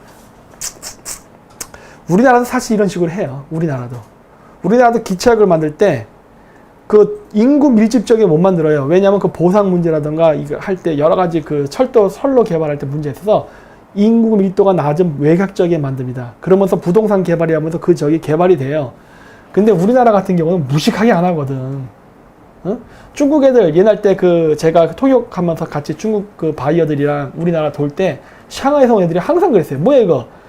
우리가 맨날 한국 동경했는데 막상 한류 드라마만 보다가 한국 와보니까 한국 조금만 해? 이런 식으로 실망해서 막 이런 식으로 얘기했어요. 그래서 내가 그때 그랬어요. 야 임마 우리는 빚지는 짓은 안 해. 그랬다가 우리는 돈이 되게 개발을 하지 돈 안 되는 거에 개발하는 짓은 절대 하지 않는다. 왜? 우리 자본주의 국가이기 때문에 중국 같은 공산주의 국가처럼 수익성을 계산하지 않고 마구마구 개발하는 짓은 절대 하지 않는다. 왜? 한 개일 때는 버텨요. 2개일 때 어떻게 할까? 3개일 때 어떻게 하고 100개일 때 어떻게 할까? 나중에 재정적자로 망한다니까? 그렇기 때문에 누구는 뭐 크게 질 줄 몰라서 안 짓나? 예를 들어서 저기 어디일까? 충주 같은 데다가 이런 중국 애들처럼 스케일 크게 한다고, 8개 철도선 4개 플랫폼 이런 거 같은 거 지면 어떻게 될까요? 우리나라. 충주시가 그 기차역대, 그 기차역 관리하다가 망해요, 그냥. 예산이 파탄된다고. 그 대표적인 사례가 뭐예요? 의정부잖아요. 의정부는 조그만 경전철이에요. 경전철 만들어 놓고도, 다리가 후달려가지고 포기했잖아. 그래서 그런 얘기를 했었죠. 이 멍청한 중국 애들. 근데 뭐 안 와. 허영심이 나라를 망하게 하는 거죠. 그래서 미국 정리를 하면은 중동에서 여러 가지 분쟁이 발생했는데 그 분쟁에는 시아파와 스니파 무슬림 간의 전쟁이 있다. 그리고 시아파 스니파 전쟁을 통해서 이스라엘은 국가 안보를 지금 보장받고 있는 상황이다. 그런데 이 시아파 스니파가 싸우면서 무기가 필요하잖아요. 근데 그 무기를 누구로부터 조달받느냐? 북한. 그리고 그거를 중간에서 중개 유통을 해주는 거는 시아파 계열의 헤즈볼라가. 그리고 그 자금을 세탁해서 보내주는 걸 해주는 나라가 뭐 여러 나라가 있지만 일단 가장 큰 나라가 중국이에요. 그래서 이런 거래를 하고, 그래서 그 수입한 무기를 가지고 이스라엘을 공격하는 나라가 시아파 이슬람 국가다. 시리아, 이란.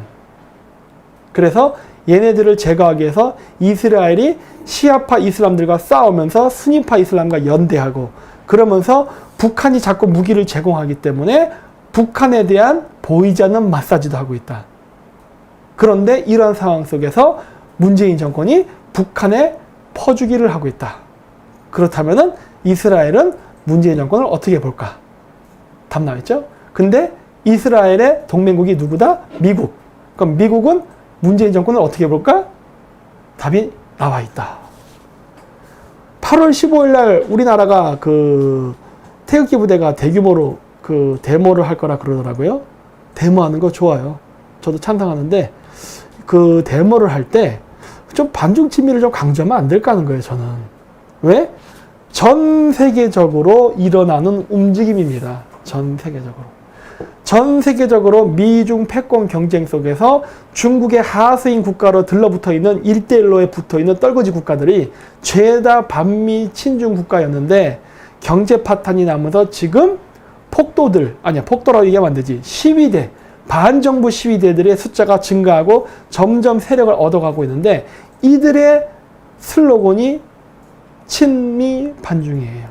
그리고 뒤에서 보이지 않게 미국과 이스라엘의 마사지가 있다라는 게 아까 신문 기사에서 나오잖아요. 그러면 우리나라 태극기 부대도 좀 생각해봐야 될 문제가 아닐까 하는 거예요. 중국하고는 무역 거래가 1등이니까 어쩌고 저쩌고. 중국을 가까이 끌어들여서 북한을 견제하는데 써먹자 어쩌고 저쩌고. 중국이랑 경제 교류하는 거는 나쁜 게 아니다. 우리는 북한만 줘줘야 된다. 중국 얘기하지 말자. 북한만 줘줘야 된다. 이렇게 말하는 사람들. 수상화되니까요. 수상화되니까. 자, 이제 이스라엘입니다. 이스라엘은 2017년 여기 보면은 헤즈볼라를 정복하기 위해서 훈련을 했어요. 이게 아주 오래전부터 됐어요. 북한 애들이 시아파 이슬람이랑 손을 잡고 무기 거래할 때부터 계속 이스라엘은 헤즈볼라와 싸웠습니다. 2017년에 처음 싸운 게 아니에요. 그리고 이 상황에서 트럼프가 묘수를 쓰죠. 신의 한 수. 그것이 무엇이냐? 예루살렘을 이스라엘의 수도로 선포해버린 거예요.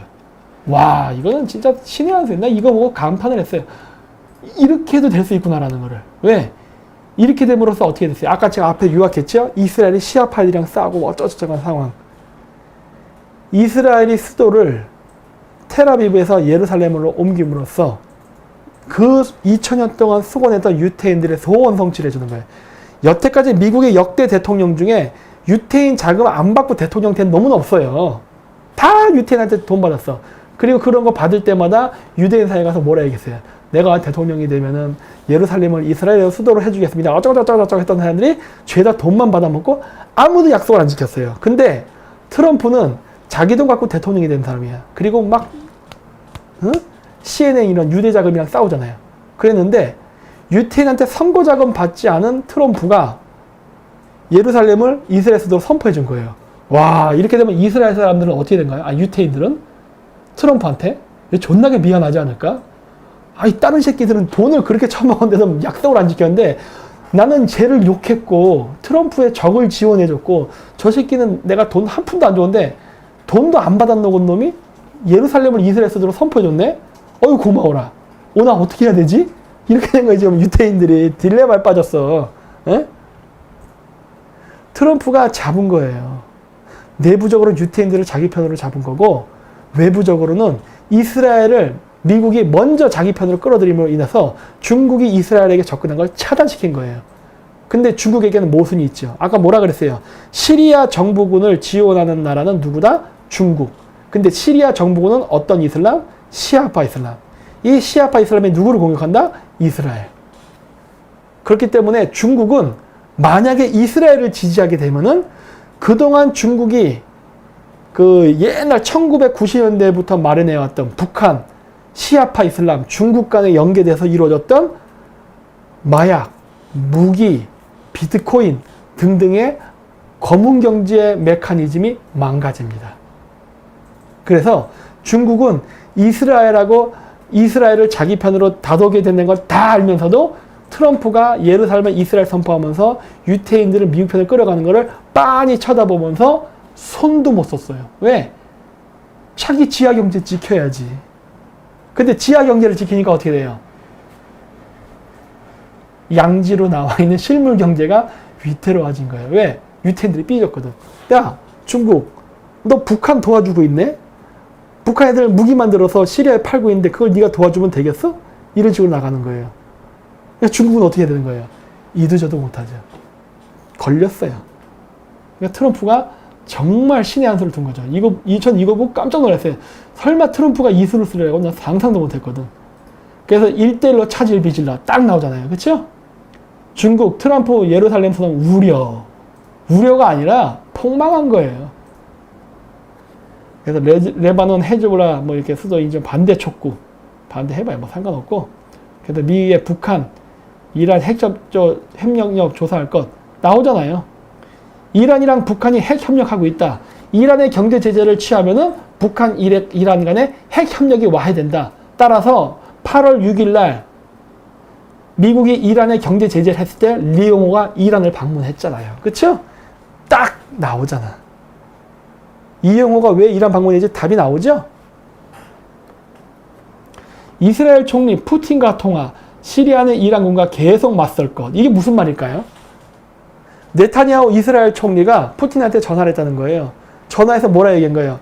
시리아 안에 있는 이란군과 계속 싸울 것이다요. 근데 앞쪽에서 제가 보여드렸던 표를 다시 한번 기억해 보세요. 시리아 정부군을 지원하는 외국 세력에 누가 있었어요? 이라크, 러시아, 중국이에요. 근데 이스라엘이 다 알면서 푸틴한테 얘기해요. 푸틴은 시리아 정부군을 지원해요. 시리아 정부를 지원하는 나라는 당연히 중국, 러시아, 그 다음에 이란이 포함되어 있어요. 근데 네타냐후 총리가 푸틴한테 나 시리아에 들어가는 이란 군대 죽여버릴 거야. 이런 얘기한 거는 지금 네타냐후 총리가 지금 한 말을 의역해서 본뜻으로 번역해 보세요. 지금 무슨 말 한 거예요? 네타냐후 총리가 푸틴한테 너 시리아 내에 있는 러시아군 철수 안 하면 다 죽여버릴 거야. 이 말 한 거예요, 지금. 이 말. 에? 왜? 너 다 뒤질래? 아니면 빠져나갈래? 안 그러면 러시아 경제 박살내버린다. 이 얘기를 지금 네타냐후 총리가 하고 있는 거예요. 아, 무섭죠? 에? 코딱지만한 나라가 이 세계에서 가장 큰 러시아한테 협박 전화한 거예요, 협박 전화. 아니, 왜 푸틴한테 전화해서 이스라엘군 때려잡는 얘기를 해야지 이란군 때려잡을 거라는 얘기를 해요. 그거는 돌려서 말한 거니까. 이 국제사회의 용어를 잘 이해해야지. 러시아군 죽일 거다 얘기하는 거예요, 지금. 왜 그런 줄 아세요? 이 기사가? 시리아 내전이 시리아 정부군에 의해서 제압이 돼버리잖아요? 그러면요, 시리아는 다시 이스라엘을 공격하게 됩니다. 지금 시리아 정부군은요, 시리아가 내전 상태에 빠졌기 때문에 이스라엘을 공격 못하는 거예요. 그래서 이스라엘의 국가 안보가 보장이 되고 있는 거예요. 그런데 시리아 정부군이 시리아 반정부군을 제압하게 되면 어떻게 되느냐? 이스라엘의 국가 안보가 위협입니다. 그러면 이스라엘 입장에서는 지금 어떻게 돼요? 시리아 반정부군이 시리아 정부에 지지 않게끔 지원을 해야 돼요. 그렇죠? 그러려면 어떻게 해야 돼요? 러시아군을 철수시키게 하거나 러시아군을 많이 빼야 돼요. 그래서 이런 전화하는 거예요. 야, 러시아 빠져. 이런 얘기하는 거예요. 이 얘기는 내가 뒤에 연결해서 따로 얘기할게요. 따로 연결해서 해야 될 부분이 있어서. 그래서 이게 보면은 중동 국가들의 종파별 동맹에서 시아파와 순위파의 벨트가 이렇게 연결됐습니다. 그래서 이 지역에 있고 순위파 벨트 지역은 비교적 안정돼 있어요. 그렇지만 지금 시아파 벨트 지역인 시리아, 이라크, 이란은 지금 혼란입니다. 혼란이다 보니까 어떤 일이 발생한 거예요? 중국의 1대1로가 지금 빠그러지고 있는 거예요. 자, 그리고 여기서 이제 바티칸이 나옵니다. 그 옛날 때도 제가 얘기했지만은 그 바티칸의 주요 수입원 중에는 마약이 있습니다. 왜? 마약을 중남미에서 만드니까. 마약 거래에 잠수함도 동원한다라는 게 2008년 뉴스에 나왔는데 잠수함이 동원된 건 언제부터냐면요. 1991년도부터입니다. 1991년도에 소련이 붕괴되던 당시에 미국의 CIA나 그다음 미국 정보기관은 어디에 집중을 하냐면요. 구소련권의 비핵화에 주력을 합니다. 그때 당시에 러시아를 제외한 그 구소련 연방 중에 핵을 가지고 있던 나라는 두 나라였어요. 우크라이나와 카자흐스탄. 그래서 미국이 우크라이나와 카자흐스탄에 진출을 해가지고 두 나라 대통령에게 너 돈 줄게. 핵 내놔. 그렇다고요. 핵만 내놔. 비핵화하면 내가 돈 많이 줄게. 그래요. 그래서 우크라이나랑 카자흐스탄이 어마어마한 돈을 받고 핵을 다 팔합니다. 그래서 미국 애들이 가져가서 다 해체해버려요. 그래서 비핵화를 해요. 그랬는데 그때 당시 그 혼란기 때에 그 일부는 그 구소련권의 러시아 쪽의 그 장성들이나 아니면 카자흐스탄, 우크라이나 쪽에서 그게 범죄자들에게 그 거래가 되려고 했었어요. 테러리스트들에게. 그러니까 저쪽 좀 이스라엘이랑 싸우고 있는 시리아라든가 이란 이런 데로. 그래서 그거를 미국이 막았다고요. 모사드랑 미국이 함께 그걸 막았어요. 어떻게 막았냐? 돈으로. 어마어마한 돈을 줘가지고 얘마 그 시리아에서 얼마에 산대? 100억? 그럼 내가 너한테 1000억 줄게. 이런 식으로. 내가 10배 줄게. 10배. 나한테 팔어. 이런 식으로 해서 그 테러리스트에게 핵이 넘어가는 걸 다 수거한다고요. 그런 작업을 했었어요. 그래서 모든 인력과 재력, 시간이 비핵화에 쓰이다 보니까 어떤 문제가 생겼냐. 구소련권에 재래식 무기가 퍼지는 것에 대해서 막지를 못해요. 예를 들어 AK 소총, 바추카포, 그 다음에 구소련의 전차, 그리고 심지어 잠수함까지도. 그래 잠수함을 그때 누가 사갔느냐? 마약상이 사갔습니다. 마약상이. 그래서 마약상들이 그때 91년도에 소련이 붕괴된 다음에 소련으로부터 잠수함을 사가지고 마약 거래를 하는데 써먹어요. 그래서 여기 잠수함이 나오는 거예요. 그래서 그 마약을 해가지고 번 돈을 어디다 세탁했냐? 여기도 나오죠? 중국 내 은행을 통해 6조를 세탁했다라고 나와요. 그래서 신문은 최근 공개된 미국 법원 문서를 인용해 콜롬비아인 3명이 중국 광저우의 자금 세탁 조직을 도와 콜롬비아산 마약 수익 50억 달러를 중국과 홍콩에서 세탁했다라고 나오는데 내가 요걸 얘기하면 여러분들이 그럴 거예요. 뭐 그래서 뭐 어차피 짱게 원래 나쁜 놈들이고 남미의 마약상은 그렇고 이렇게 생각할 거 아니에요. 그게 아니라는 겁니다.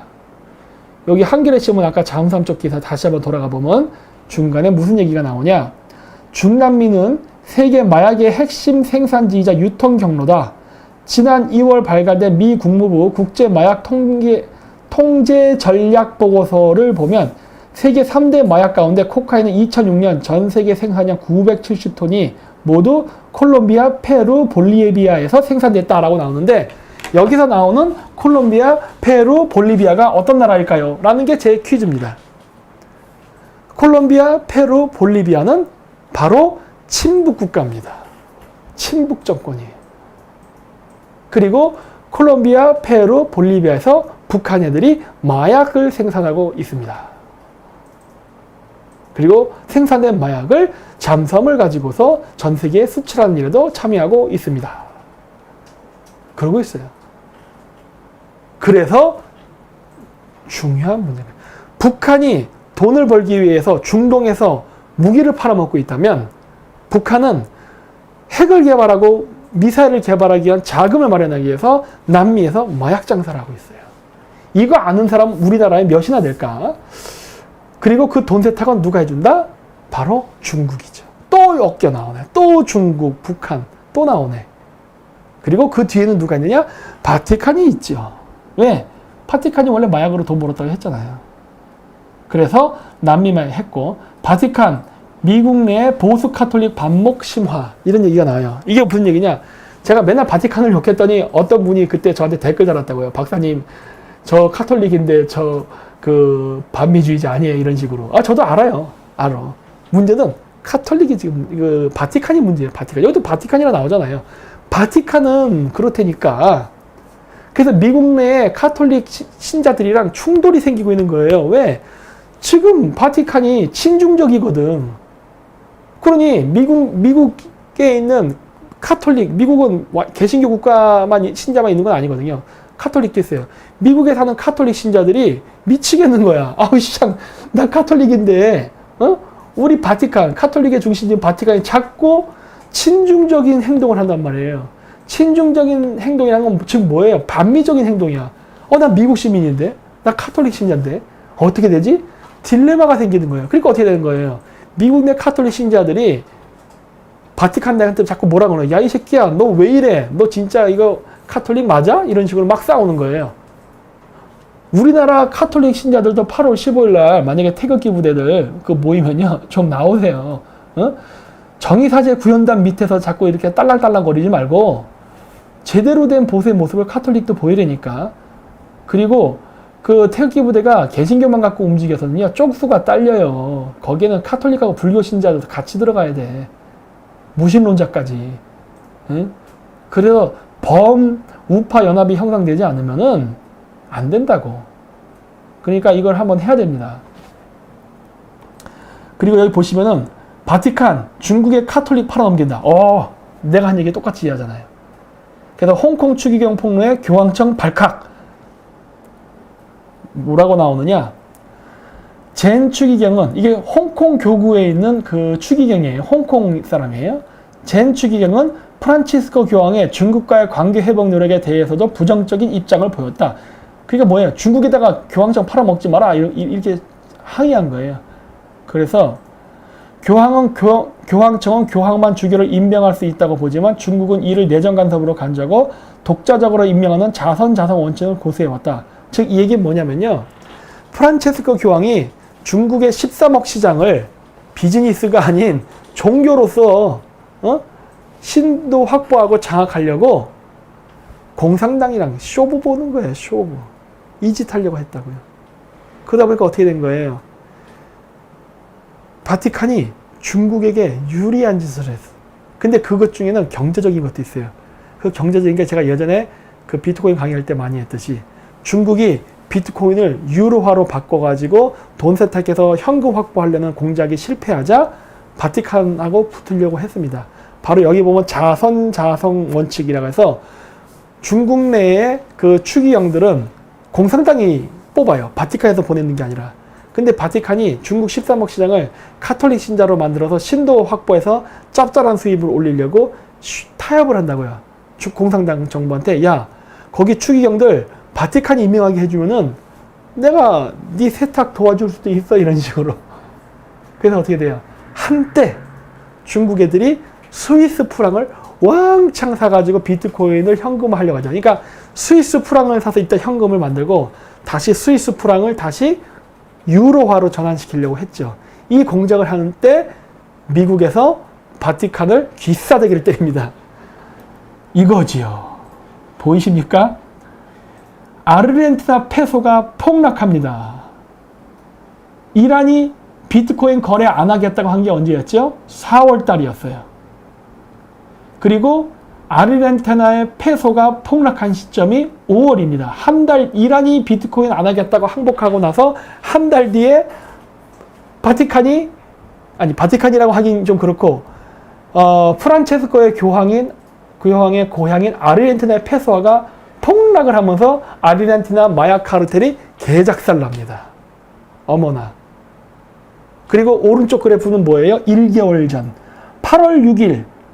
8월 7일. 지금 현재 그래프예요. 오늘 제가 한 거거든요. 오늘 8월 8일이죠? 맞나?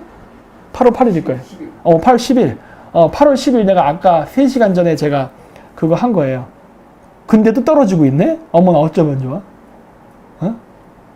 바티칸이 스위스 프랑으로 이렇게 좀 마사지점에서 좀 금융 좀 서비스 좀 해줄랬다가 박살난 거예요, 지금. 베네수엘라 어때요?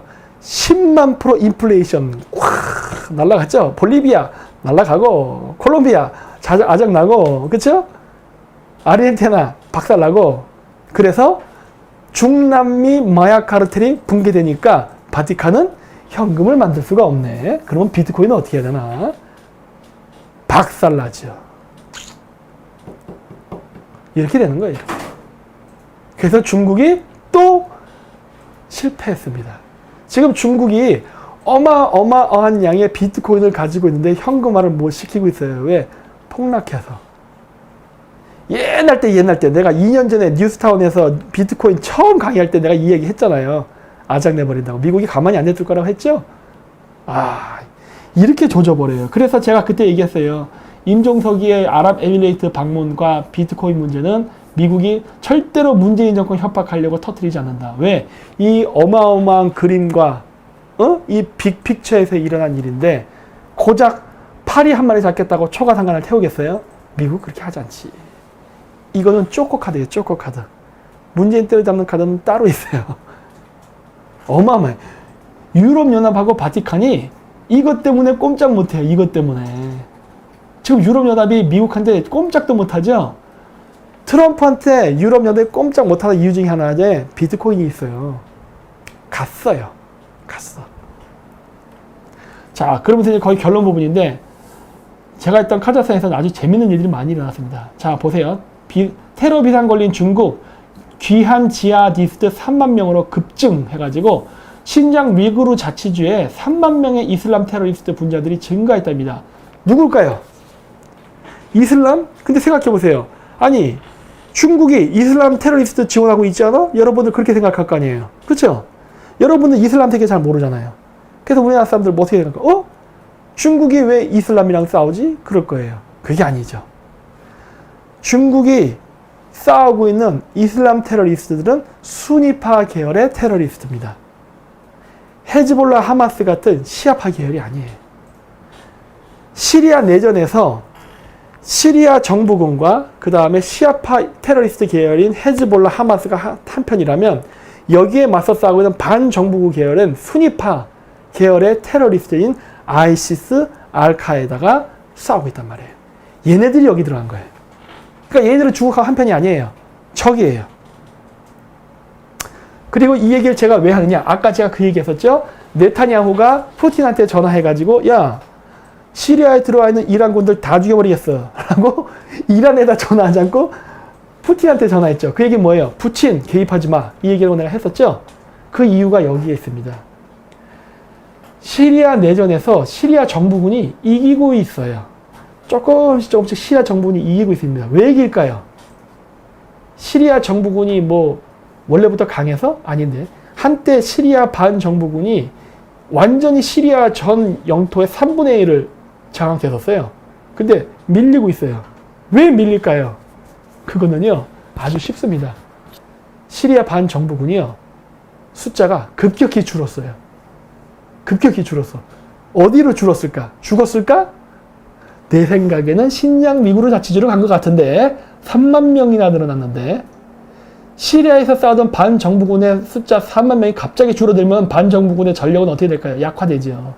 그러니까 시리아 정부군이 전쟁에 이기지. 근데 시리아 정부군이 전쟁에 이기면은 이스라엘의 안보는 어떻게 된다?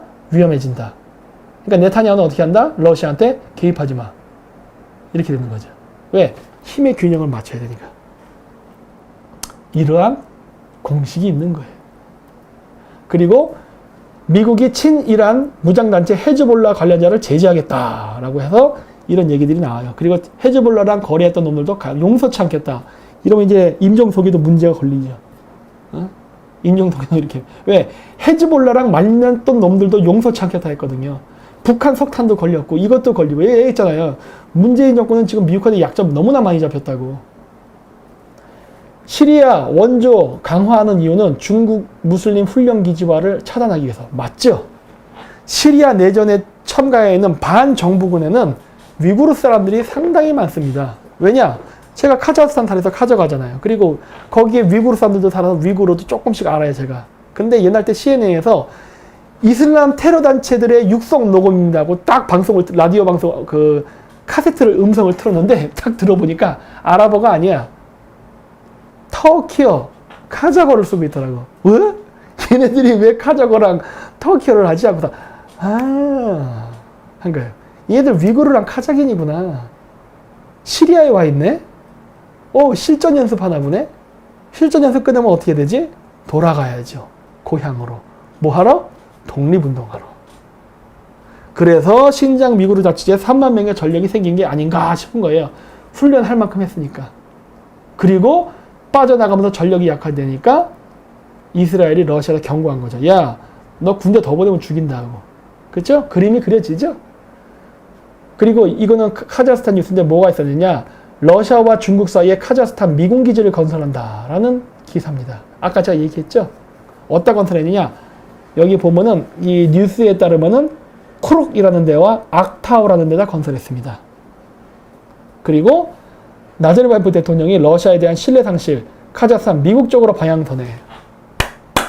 또 박수를 쳐줘야 돼요. 아씨, 머리 존나 좋네. 왠지 알아요? 이게 뭘 의미할까? 카자흐스탄이 중국한테 빚이 많아요. 아까 전 봤죠? 1대1로 이 프로젝트 하면서 1대1로 프로젝트 투자 국가들 빚더미 앉았다고. 그 국가 중에 하나가 카자흐스탄이에요. 그 8개 국가의 명단이 없어요. IMF한테 야, 저 새끼들 돈 지원하지 마 하고 지명한 나라가 8개 국가가 있거든요. 그 국가 안에 카자흐스탄이 없어요. 머리 좋네. 에? 나중에 혹시라도 미국이 중국을 개박살 내버리면요, 아마 카자흐스탄은 중국의 빚을 안 갚을 수도 있을 겁니다. 빚 퉁치는 거예요. 그냥 중국 돈 받아만 먹고. 그리고 어려우니까 야, 경제자금 좀 지원해줘. 그러니까 어떻게 돼요? 야, 저 새끼 지원해. 이렇게 하는 거예요. 그 제재당한 8개 국가는 왜 지원을 못 받았느냐? 반미 친중이니까. 야, 저 새끼들은 돈 주지 마. 이렇게 된 거예요. 놀랍죠? 그리고 여기 그 카자흐스탄이 거기다 미군 기지를 지은 건 이유가 있어요. 제가 나중에 지도가 나오면 설명할게요. 그래서 보십시오. 중국 신장 카자흐족 2,500명 사상 재교육을 하겠다고 시설에다 강제 수용했대요. 이러면 안 되는데, 이러면. 그 카자흐스탄 대통령이요, 범투르크주의자입니다. 그 역사 광이에요. 그래서 투르크계 민족들이 탄압당하면요, 광분합니다. 더구나 카자흐족?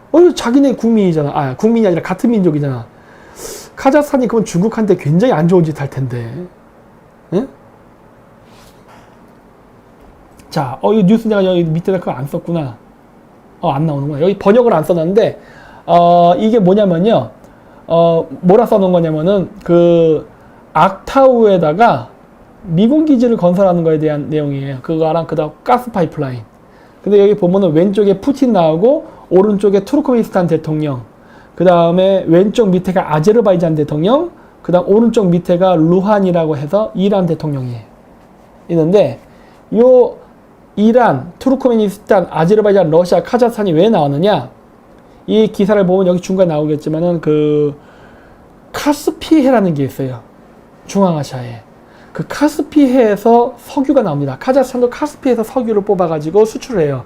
그걸 러시아 파이프라인을 통해서 유럽에 수출을 하는데, 카자흐스탄 대통령이요, 이 투르크계 민족들을 불러가지고 카스피해를 정리를 하자고 한 거예요.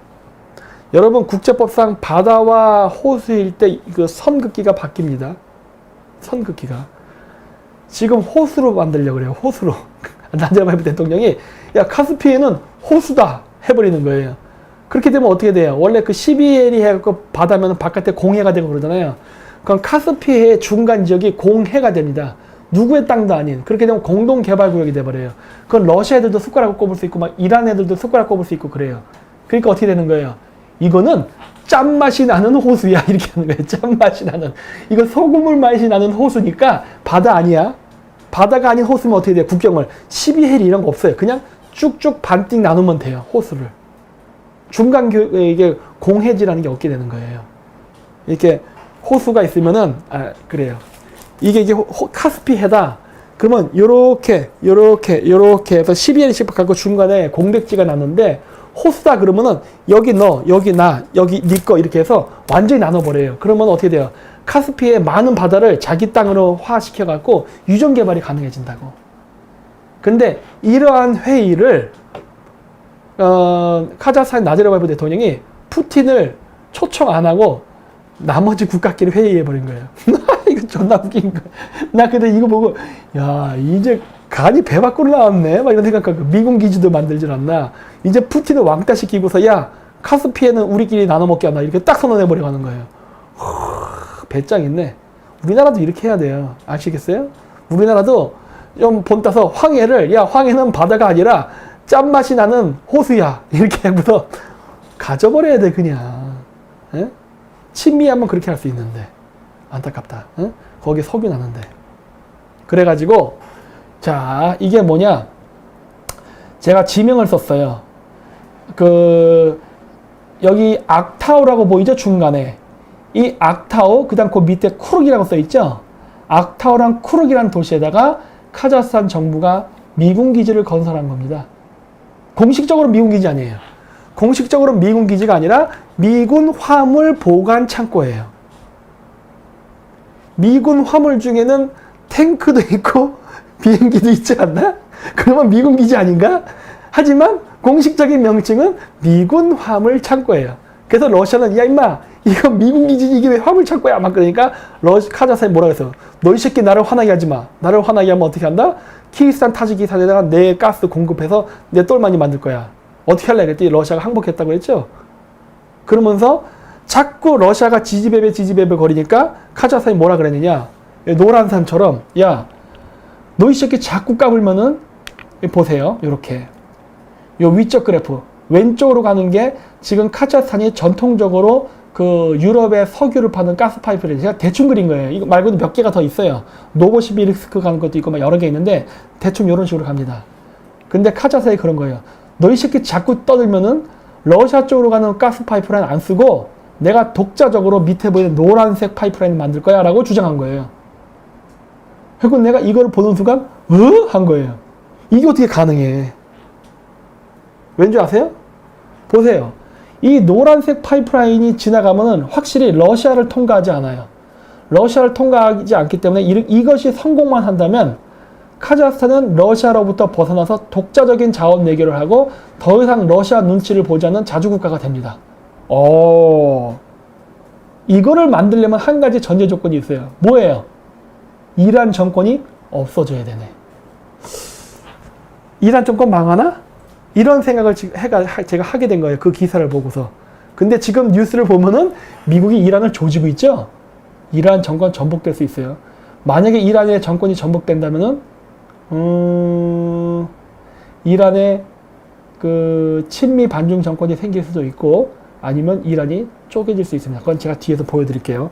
그냥 요 노란색 파이프라인만 잘 보세요. 이렇게. 그래서 당장 이거는 지금 못하니까 어떻게 했느냐. 아까 그 투르크 그 국가들 여기 보면 투르크메니스탄, 아제르바이잔 이런 애들이랑 아까 앞에서 만났다 그랬죠. 이렇게 푸틴 빼놓고 왕따 시킨다고 만났다 그랬죠. 그래놓고 여기 보면은 하얀 선 보여요? 하얀 선? 제가 지도에 카스피의 하얀 선. 요 하얀 선처럼 그 파이프라인을 건설하겠다는 거야. 해저 파이프라인을 건설하겠답니다.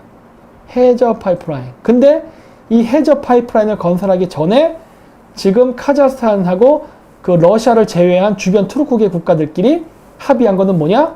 카스피해는 소금물만 나는 호수다예요. 아 진짜 이 정치는 이렇게 해야 돼. 정치는 소금물만 나는 호수다. 이거는 바다 아니다. 왜? 그래야 완전히 공해가 없이 다 가져갈 수 있으니까. 그렇게 해서 카스피에 이 연결되는 곳에 해저 파이프라인을 건설하게 되면은 러시아가 와서 폭파할 수 없습니다. 왜? 이건 공해가 아니에요. 카자흐스탄과 아제르바이잔 영해에 속해 있는 바다예요. 즉 자기 땅에서 파이프라인을 건설하는 거니까 만약에 러시아가 어설프게 마사지를 한다? 그랬다가는 악타우랑 쿠르게에 있는 미군 화물 창고가 화냅니다. 미군 화물 창고가 화내요. 아니, 파이프라인 모델 파이프라인이 바쿠에서 바쿠에서 악타로 연결된다니까? 거기 미군 화물 창고 있어요. 그게 가능할까? 아, 이거 러시아가 이거 부술 수 있을까? 아, 이거 어려운데. 예. 이런 걸 하고 있어요. 이 파이프라인 뚫리면요, 카자흐스탄 러시아 말 안 듣습니다. 그러면 미국은 이걸 도울까요? 안 도울까요? 존나게 돕지요. 카자흐스탄이 나 해저 파이프라인 뚫는 기술이 없는데 어떡하지? 이거 미국한테 기술 비는 얼마야? 비싸네. 이거 못할 것 같은데? 그러면 미국이 어떻게 하겠어요? 내가 그냥 반값에 해줄게. 이렇게 나가겠죠. 응? 이렇게 되는 거예요. 이렇게. 카자흐스탄이 아주 저렴한 값에 파이프라인 뚫을 수 있어요. 왜? 미국이 원하잖아.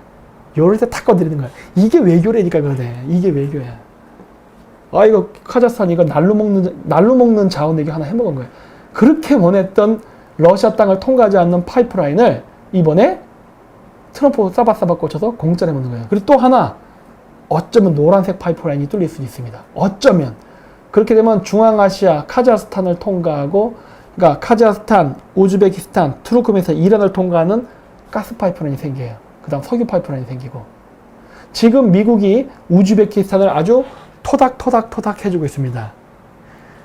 이거 이전에 우즈베키스탄 대통령이 있었어요. 이슬람 카리모프라고. 그 사람 반미주의자였거든요. 그래갖고 투르크메니스탄, 우즈베키스탄, 카자흐스탄, 중국으로 연결하던 가스파이프를 연결하다 갑자기 심장마비로 죽었어요. 건강악화로. 그리고 나서 두 번째 대통령이 지금 우즈베키스탄의 대통령이 됐는데, 이 대통령이 트럼프랑 너무 사이가 좋아요. 찰떡궁합이야. 응? 그래서 미국이 갖고 있는 장기적인 청사진은 카자흐스탄, 우즈베키스탄, 투르크메니스탄, 이란, 아제르바이잔을 통과하는 파이프라인을 만들어서 이거를 터키를 통해서 유럽으로 빼는 계획이 있어요. 근데 나지르바예프 대통령이 이런 얘기를 해버린 거예요. 너희 새끼 러시아 만약에 우리가 악타우랑 쿠르게다가 미군 창고를 지은 것 때문에 자꾸 시끄럽게 떠들면 나 이거 노란색 파이프라인 한다? 이런 얘기였단 말이에요. 그걸 듣고 내가 딱 느낀 게 뭐냐? 혹시 카자흐스탄 대통령 이미 미국의 다국적 석유 기업하고 쇼부 끝난 거 아니야? 이 생각이 딱 든 거예요. 노란 파이프라인을 뚫는 걸 조건으로 해서 미국은 저 하얀색 파이프라인을 반핵으로 해주지 않을까. 그리고 그 시기에 맞춰서 지하디스트 3만 명이 신장 위구르로 가고, 거기에 대항해서 중국의 공안이 1만 5천 명이 또 신장 위구르 자치제로 가고, 그러면서 카자흐스탄, 신장 위구르 자치제에 있는 카자흐족 2,500명을 정신교육을 시킵니다. 재미있죠? 자, 근데 이 지도를 보세요. 여러분, 이란이 단일민족 국가인 줄 아는데 아닙니다. 이란은요, 다민족 국가입니다. 여기 왼쪽 그림을 보면은 국기가 그려져 있죠? 이 국기가 그려져 있는 게 바로 그 해당 민족의 국기예요. 그래서 오른쪽 위에 빨간 색깔 있죠? 이게 아제르바이잔 그 국민이, 민족이 사는 지역이에요. 그 아제르바이잔은요, 아제르바이잔 영토에 한 450만의 아제리라는 민족, 투르크계 민족이 살고요. 그 다음에 아제르바이잔 영토 바깥쪽, 즉 이란 땅으로 포함되어 있는 쪽에 1,400만 명의 아제르바이잔 국민이 살고 있습니다. 즉 본토보다 바깥쪽에 아제르바이잔 국민이 더 많아요. 그리고 또 이란의 북동쪽을 보면요, 투르크메니스탄 사람들, 투르크멘 민족이 살고 있어요. 둘 다 투르크계 민족입니다. 그리고 다시 서쪽으로 해서 보면 쿠르드족, 그 다음에 석유가 많이 나는 지역이 지금 저기 보면은 갈색과 녹색으로 칠해져 있는 쿠르드족과 아라비아인들, 즉 아랍인들, 베두인족들이 사는 지역에 유전지대가 있어요. 그러니까 페르시아 인구의 대다수를 차지하는 지역은요, 쓸모없는 땅이고, 사실 자원이 난다거나 어떤 알짜배기 지역은요, 죄다 이민족이 살고 있어요. 그리고 호르무즈 해협에도 아랍인들이 살고 있습니다. 밑에. 그쵸? 호르무즈 해협 전략적으로 중요한 지역이잖아요. 여기도 아랍인들이 살아요. 만약에 이란이 이번에 미국의 경제 제재로 정권이 바뀔 때 자칫 잘못하다 분열이 되면 어떻게 될까요? 그리고 분열이 된다면 이란의 지도는 어떻게 될까? 보여주는 중요한 바로메타예요. 자, 그래서 오른쪽 지도를 다시 보세요. 오른쪽 지도는 뭐냐면은 민족이에요. 근데 잘 보세요. 여기 보시면은 오른쪽 위에 아제르바이잔 사람이 2,350만이 있다 그래요. 이란 땅까지 포함해서. 그래서 빨간색이 있고, 그리고 오른쪽 동쪽에 보면은 또 이제 투르크멘바시 사람들이 있다 그랬죠. 호라즘 투르크라 해서 빨간 거, 그렇죠?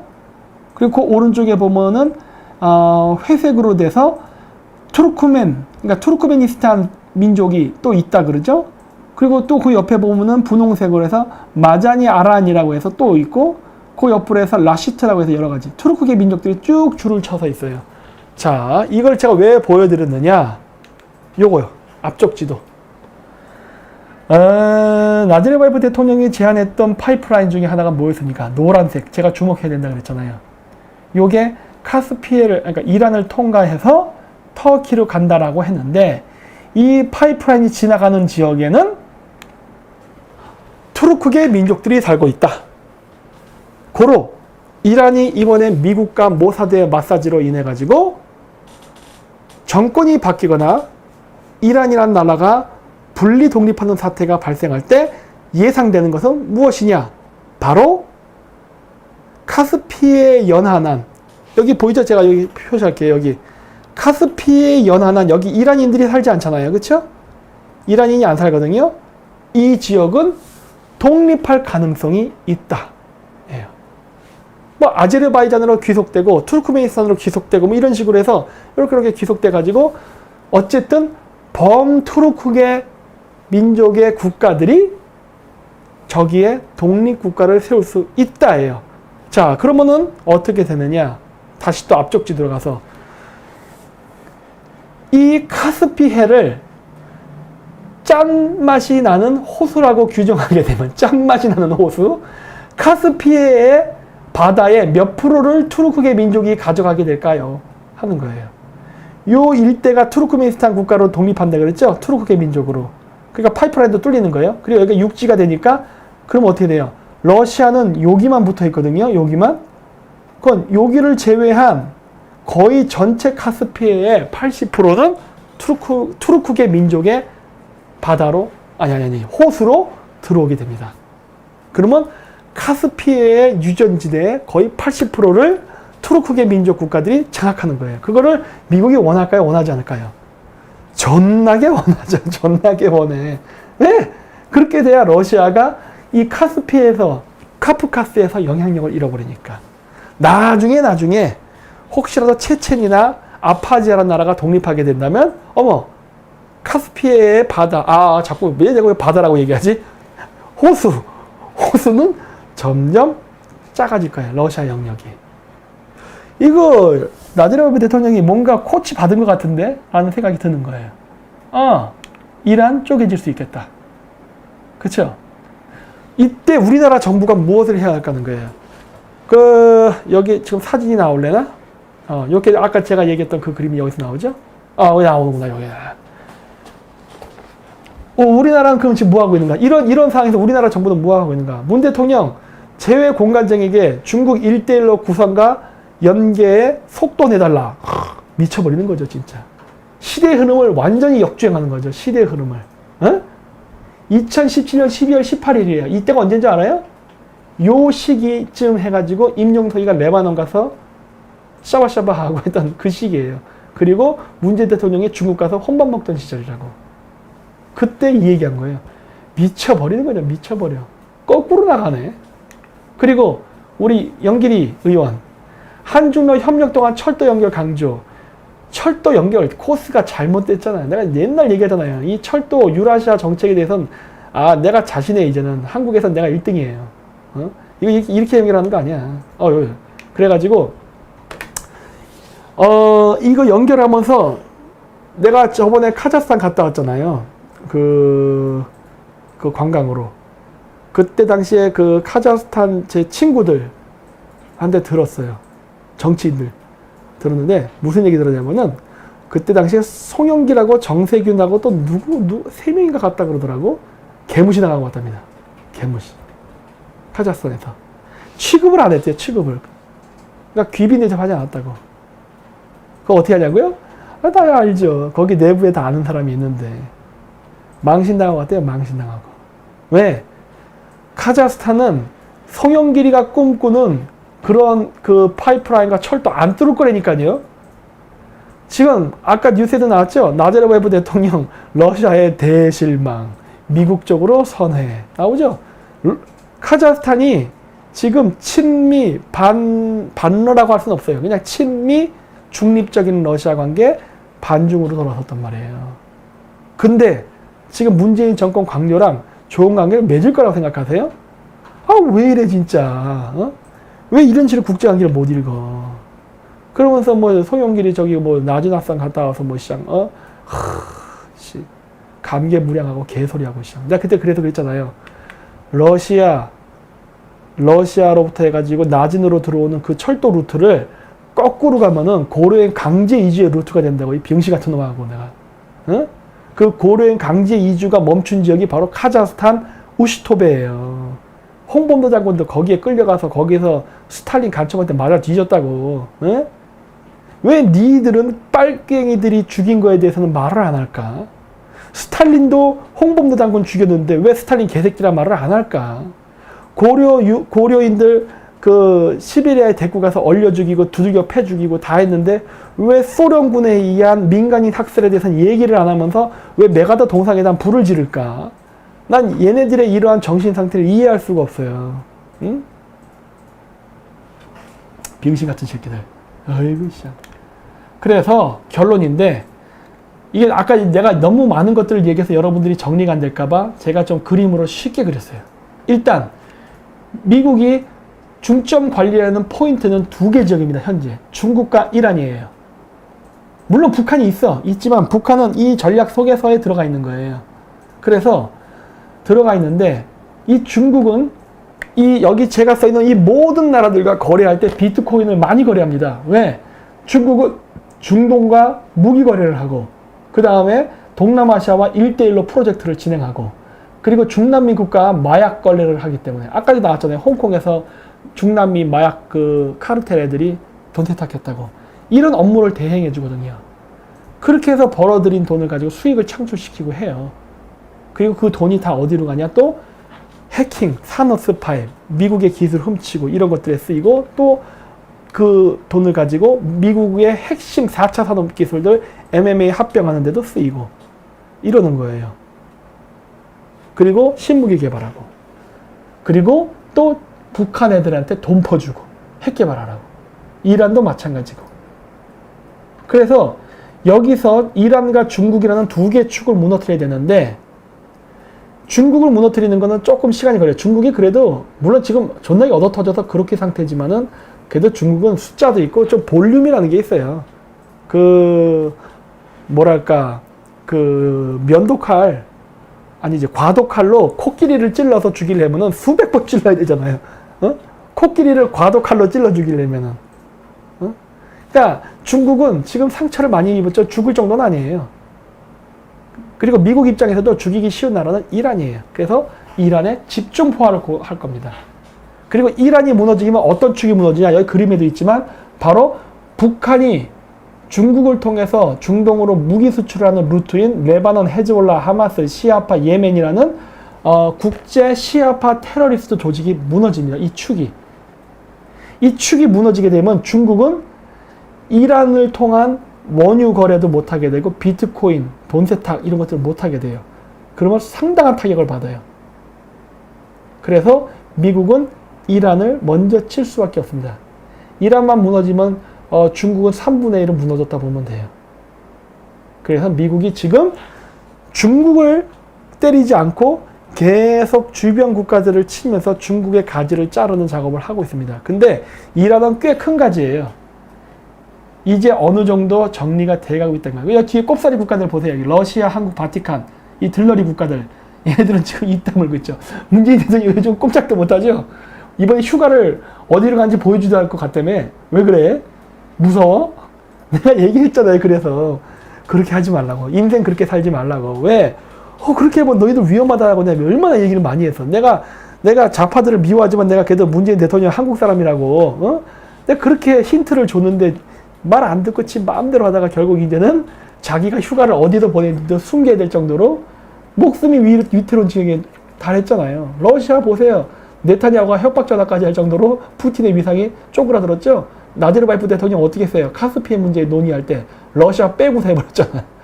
러시아 병신됐죠. 한국 병신됐죠. 바티칸 어때요? 제가 아까 얘기했죠. 아르헨티나 원화 걔네 돈 휘 네? 번지 점프 해버렸잖아요. 아르헨티나 망했잖아요. 콜롬비아 망했잖아요. 볼리비아 환상적이죠. 볼리비아는 어? 콜롬비아 어? 다 망했잖아. 그러므로 해서 바티칸은 현금이 말랐다. 그렇죠? 나머지 중국이 의존할 수 있는 나라는 누구야? 저 밑에 있는 파키스탄, 스리랑카, 네팔 1대1로 떨거지 똘마니들 다 돈 달라고 다니는 거지들만 있어요. 중국 어떻게 하려 그래? 큰일 났죠. 그래서 반미 국가 전선을 이루는 그 전체적인 그림을 보면요. 여기엔 이슬람 테러 단체, 공산주의 국가, 마약 카르텔, 그다음 비트코인, 그러니까 금융 세력들, 여기 기타 등등이라 썼는데 이 기타 등등이라 쓴 이유는 왜냐하면 여기에는 게이가 있어요. 근데 이거 여기다가 PPT에 게이라 쓰면 나중에 나한테 그 뭐라 해야 돼? 이거 인종차별이라 해야 돼. 뭐라 해야 돼? 하여튼 그런 거를 자꾸 딴지갈까봐 기타 등등이라고 했어요. 왜? 나는 사람 취급 못하겠거든. 남자, 여자, 기타 등등이야. 그래서 기타 등등이 이렇게 해서 반미 국가전선을 지금 형성해서 미국을 공격했는데 얘들이 다 뒤졌어요. 다 뒤졌어. 트럼프가 얘들을 다 까버렸어. 와, 나 진짜 이게 놀라워. 이게 이렇게 성공한 데는 여러 요소가 있는데 그 중에 가장 큰 요소가 비트코인이에요. 문재인 정권도 비트코인 너무 많이 바꿔놔가지고 자금이 부족하네. 아이고 큰일 났네. 응? 이렇게 된 거예요. 그래서 이런 식으로 해가지고 지금 국제사회가 움직이고 있습니다. 그래서 제가 늘 이야기하지만 북한은 중동이랑 거래를 하고 있어요. 중동이랑. 그래서 북한의 핵 개발을 저지시키려면 중동에 있는 국가들이 반드시 무너져야 된다. 그래서 중동 국가랑 전쟁하고 있는 이스라엘을 지원할 수밖에 없다고 하는 거예요. 그래서 우리나라 우파 사람들은 이스라엘을 지원해야 된다고 제가 옛날 때부터 얘기했죠. 그래서 요즘 많은 사람들이 이제 인지를 하게 됐잖아요. 그리고 좀 더 적극적으로 좀 생각해 보세요. 좀 더 적극적으로. 제가 왜 이 얘기를 해요? 국제적으로 지금 스리랑카, 파키스탄, 이란, 시리아 이런 데서 여러 반정부 움직임이 있습니다. 그러니까 시아파 정부군에 대한 반정부 시위대들이 활성화돼 가고 있어요. 이 활성화의 뒤쪽에는 CIA와 모사드가 있다라는 음모가 있어요. 어? 태극기 부대분들 어떻게 생각하세요? 이거에 대해서. 어? 잘 생각해 보세요. 8월 15일 곧 다가오죠? 그래서 제가 8월 15일 전에 보너스로 이렇게 3차 세계대전의 그 시작이 될 수도 있는 이란 공격, 이란 제재에 대해서 오늘 강의를 해봤습니다. 그리고 이 내용을 바탕으로 해서 우리나라 태극기 부대는 반중 친미에 대해서 정말 좀 진지하게 생각 좀 해주십시오. 그리고 이미 국제적으로 거기는 적용되고 성공된 사례가 이미 있단 말이에요. 성공하고 싶지 않으세요? 이 더운 땡볕에 나가서 소리만 지르면서 있고 싶지 않잖아요. 모든 일은 결실을 맺기 위해서 하는 거 아닙니까? 결실을 맺을 수 있게 한번 잘 생각해 보세요. 그리고 국제뉴스 안에 가서 진짜 제가 하는 말이 맞는지를 보십시오. 반중 친미를 하면은 산타클로스가 옵니다. 네, 마치도록 하겠습니다. 아, 뭐요? 나 배터리가 없어요. 그럼 이걸 주세요. 뭘 읽어줘야 돼? 실시간? 이거 나오는데. 그래가지고, 여기 해줄게요. 그 전땅크 싸그리 발라. 이름 되게 좋네. 박사님, 집회 안 하세요? 집회는 제가 이제 안 할 거예요. 왜냐? 집회하는 단체가 많은데 제가 또 하면 또 쪼개져서 또 다른 단체가 되잖아. 그러지 않고 그냥 구경 갈 거예요. 저도 사실 8월 15일 날 8월 15일 날 그 데모 한번 가볼 거예요. 왜냐면은 제가 여기 다운받아 놓은 게 있는데 누가 공지를 했더라고. 공지를 했는데 안 나오네. 그거 어떤 내용이었냐면은 워마드라는 애들이 문재인 탄핵 데모할 거래요. 광화문에서. 아이고, 내가 그래서 제가 그거 구경 가보려고 그래. 응? 그 워마드들이 갑자기 그런 거 한대길래 한번 딱 가서 나도 그 데모에 한번 참가 좀 해보려고. 예? 그래서 제가 하기보다는 그냥 남이 하는데 낑겨 들어가서 하는 게 더 좋아요. 자꾸 대장 내려 하지 마시고 좀 따라가 주세요. 그게 더 좋습니다. 그리고 뭐 반미 친종을 워마드가 하면은 깊숙이 들어가서 해야죠. 항상. 제가 좋아하는 전략 아닙니까? 양떼가 뭉쳐 있으면 늑대가 사냥할 때 양떼 한가운데로 점프하는 겁니다. 그래야 놀란 양떼들이 흩어지고 흩어진 양떼를 잡아먹는 거거든요. 예? 그래서 저는 태극기 부대에 가서 그 8월 15일날 데모하기보다는 저는 워마드가 있는 쪽에 가서 데모를 할 겁니다. 뭐 저희 팬들 중에도 생각이 드신 분들은 가서 데모하세요. 뭐 가서 우연히 만나면 인사도 하고 뭐 그러면 되지 뭐. 예. 그래서 어쨌든 간에 뭐 너무 오늘 길게 했으니까 이거 댓글을 다 읽지 뭐 이게 뭐야 김정민 제거하라고 집중 공격당해요. 누가? 이호님이 얘기하네. 내가 어떻게 제거를 당해? 이거 자꾸 나를 제거하려고 하면은 나 자꾸 이런 식으로 나면 곤란하지. 나 그러면 나 그 체체 애들 또 부를 거예요. 체체 애들 어떻게 싸우는지 나 보여줄 수 있는데 걔들은 팔을 뽑아버려요. 진짜로 워마드 애들 강한 여자지만은 강한 여자가 강한 남자한테 못 이겨요. 응? 조심해. 그렇게 하지 마라. 나는 피를 보고 싶지 않은데 자꾸 피를 보게 하면은 이 싸움 나는데. 어쨌든 간에 8월 15일 날 나는 워마드 애들 집회하는데 가서 인증샷도 찍고 할 거예요. 예. 나중에 인증샷 찍다가 뭐 이게 하면은 우리 한번 모여가지고 한번 커피도 마시고 한번 놀자고요. 8월 15일 날. 그래서 저는 따로 하진 않고 남들 하는데 참여해서 그 도와주는 것만 하겠습니다. 네, 그럼 이상으로 오늘 그 그레이트 게임 그 제 3차 세계전의 서막과 이란 정권의 몰락의 그 강의는 마치도록 하겠습니다. 네, 감사합니다.